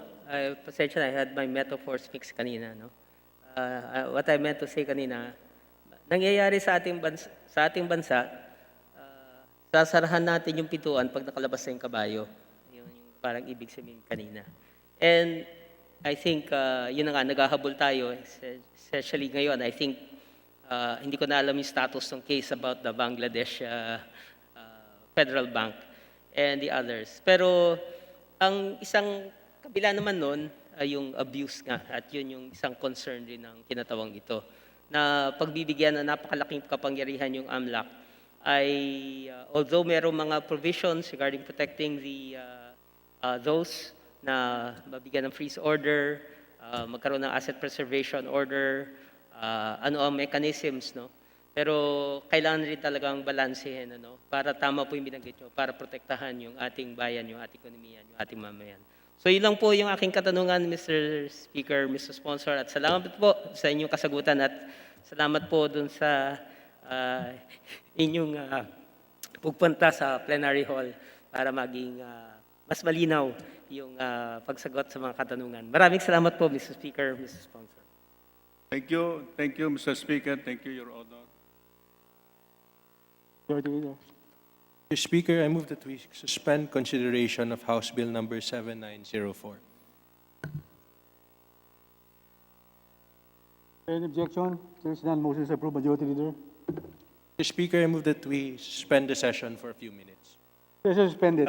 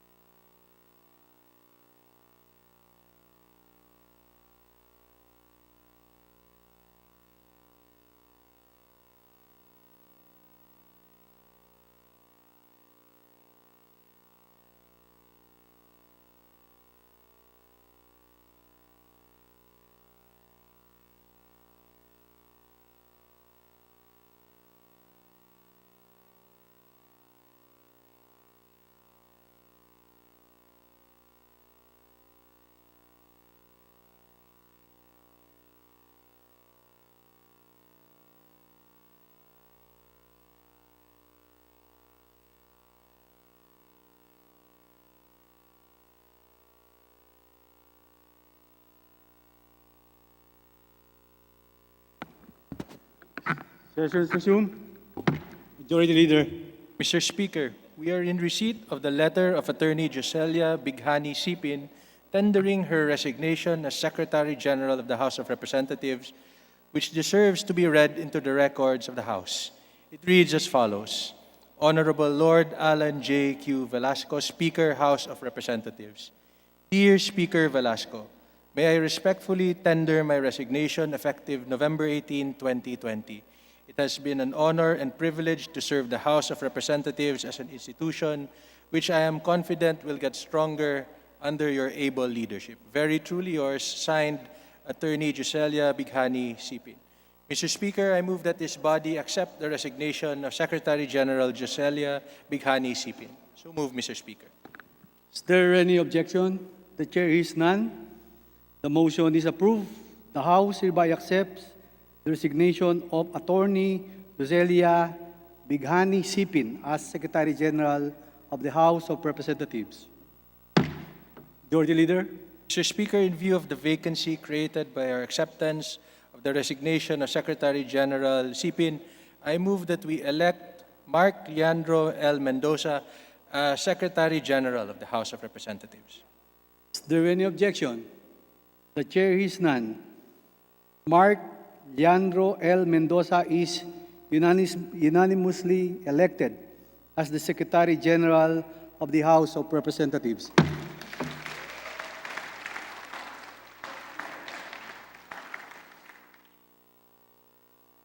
May we request Secretary General-elect Mark Leandro L. Mendoza to proceed to the Speaker's rostrum for the oath-taking.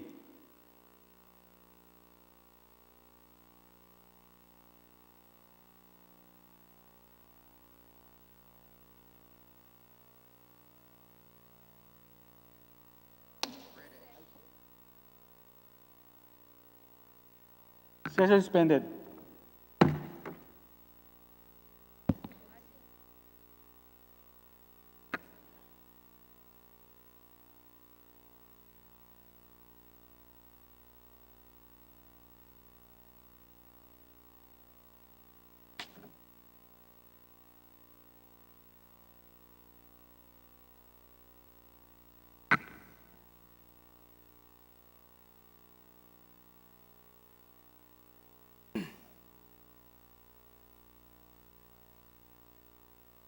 Session resumed. Please raise your right hand and repeat after me. I state your name. I, Mark Leandro L. Mendoza, Having been elected as, elected as Secretary General of the House of Representatives, hereby solemnly swear hereby solemnly swear that I will well and faithfully discharge I will well and faithfully discharge to the best of my ability the best of my ability the duties of my present position. present position Of all others, and of all others I may hereafter hold hereafter hold under the Republic of the Philippines. under the Republic of the Philippines. That I will support and defend I will support and defend the Constitution of the Philippines. the Constitution of the Philippines. That I will bear true faith and allegiance to the same. That I will bear true faith and allegiance to the same. And that I will obey the laws, That I will obey the laws, legal orders, legal orders, and decrees promulgated by the duly constituted authorities of the Republic of the Philippines. that decrees promulgated by the duly constituted Republic of the Philippines. And that I impose this obligation upon myself voluntarily, I impose this obligation upon myself voluntarily, without mental reservation, without mental reservation, purpose of evasion. purpose of evasion. Help me God. So help me God. Congratulations.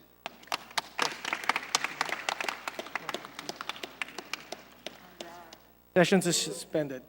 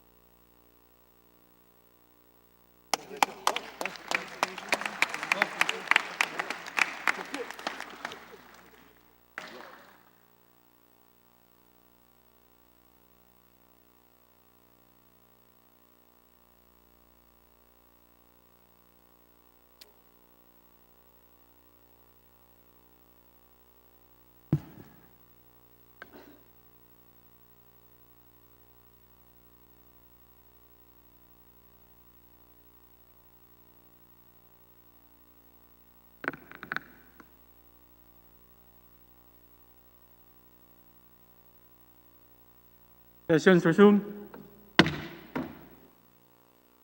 Majority Leader. Mr. Speaker, I move that we take up additional reference of business and that the Secretary General be directed to read the same.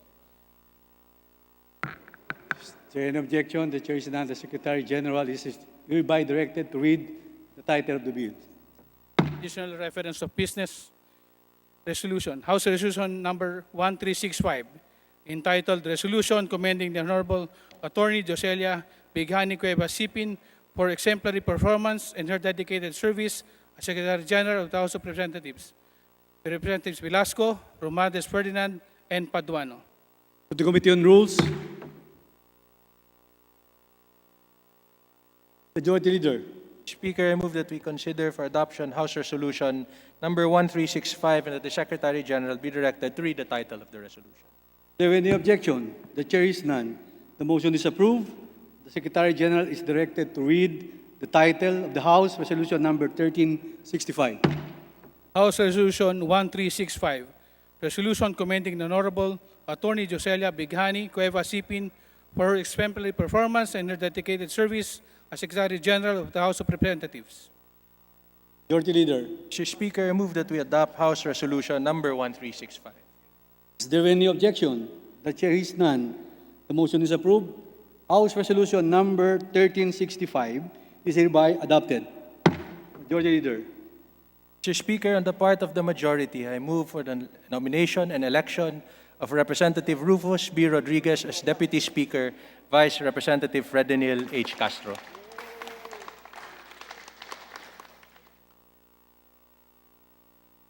Is there any objection? The Chair is none. Motion is approved. Congratulations, Deputy Speaker. Majority Leader. Speaker, on the part of the majority, I move for the nomination and election of Representative Lito L. Atienza Jr. as Deputy Speaker, Vice Representative Dan S. Fernandez. Is there any objection? The Chair is none. Motion is approved. Congratulations, Deputy Speaker Lito Atienza. Majority Leader. Mr. Speaker, on the part of the majority, I move for the nomination and election of Representative Camille A. Villar as Deputy Speaker, Vice Representative Reneo E. Abu. Is there any objection? Hearing none, motion is approved. Representative Camille A. Villar as Deputy Speaker. Congratulations. Majority Leader. Mr. Speaker, on the part of the majority, I move for the nomination and election of Representative Juan Miguel Macapagal Arroyo as Chairperson of the Committee on Energy. Is there any objection? The Chair is none. Motion is approved. Representative Juan Miguel Macapagal Arroyo is thus the Chairman of Committee on Energy. Majority Leader.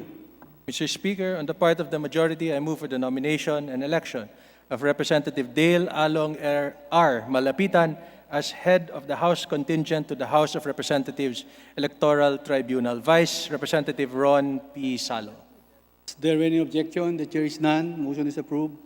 Representative Dale Along R. Malapitan as head of the House contingent in the House of Representatives Electoral Tribunal. Majority Leader. Mr. Speaker, on the part of the majority, I move for the nomination and election of Representative Eric Go Yap as Vice Chairperson of the Committee on Accounts. Is there any objection? Hearing none. Congressman Eric Go Yap as Vice Chairperson of the Committee on Accounts. Congratulations. Majority Leader. Session suspended. Session resumed. Majority Leader. Mr. Speaker, upon the wishes of the late Representative Raul V. Dalmar, as communicated by his family and constituency, the Honorable Speaker, Lord Alan J. Q. Velasco, is hereby designated as caretaker of the 1st Legislative District of Cebu City. Is there any objection? The Chair is none. Motion is approved. The Honorable Speaker, Lord Alan J. Q. Velasco, is hereby designated as caretaker of the 1st Legislative District of Cebu City. Majority Leader. Mr. Speaker, I move that we suspend the session for a few minutes. Session suspended.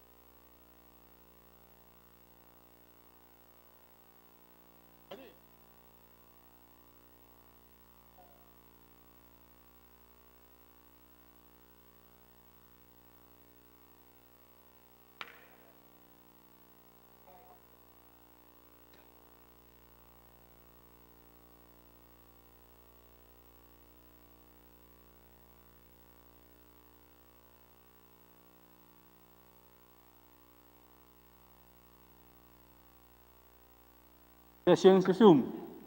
Majority Leader.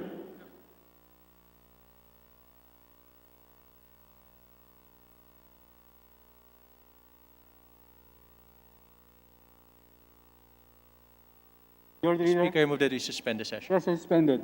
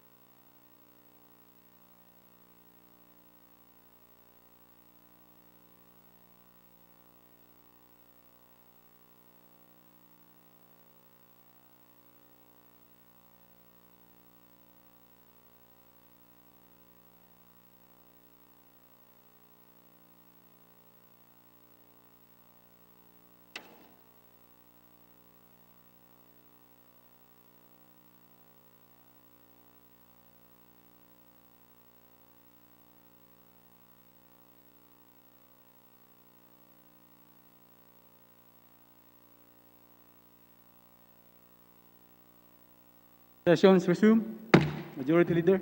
Mr. Speaker, I move that we include additional co-authors to House Bill numbers 135, 7838, 7839, 7840, 7841, 7869, 7871, 7879, and 7904, and House Resolution number 1279 as contained in the list to be submitted by the Committee on Rules.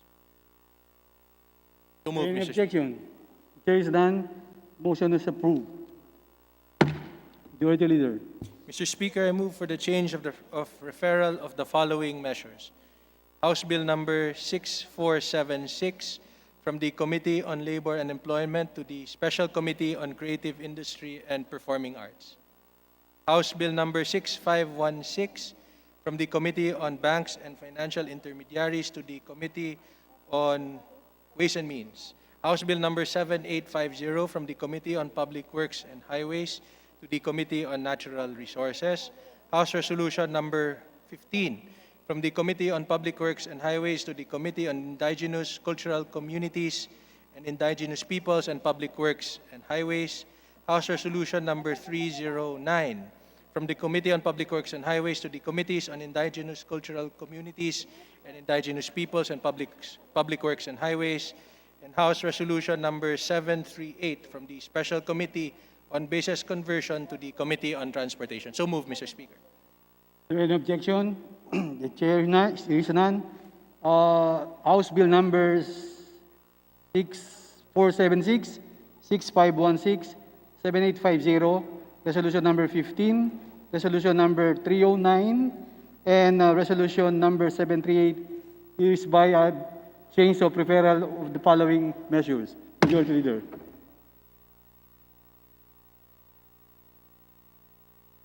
Majority Leader.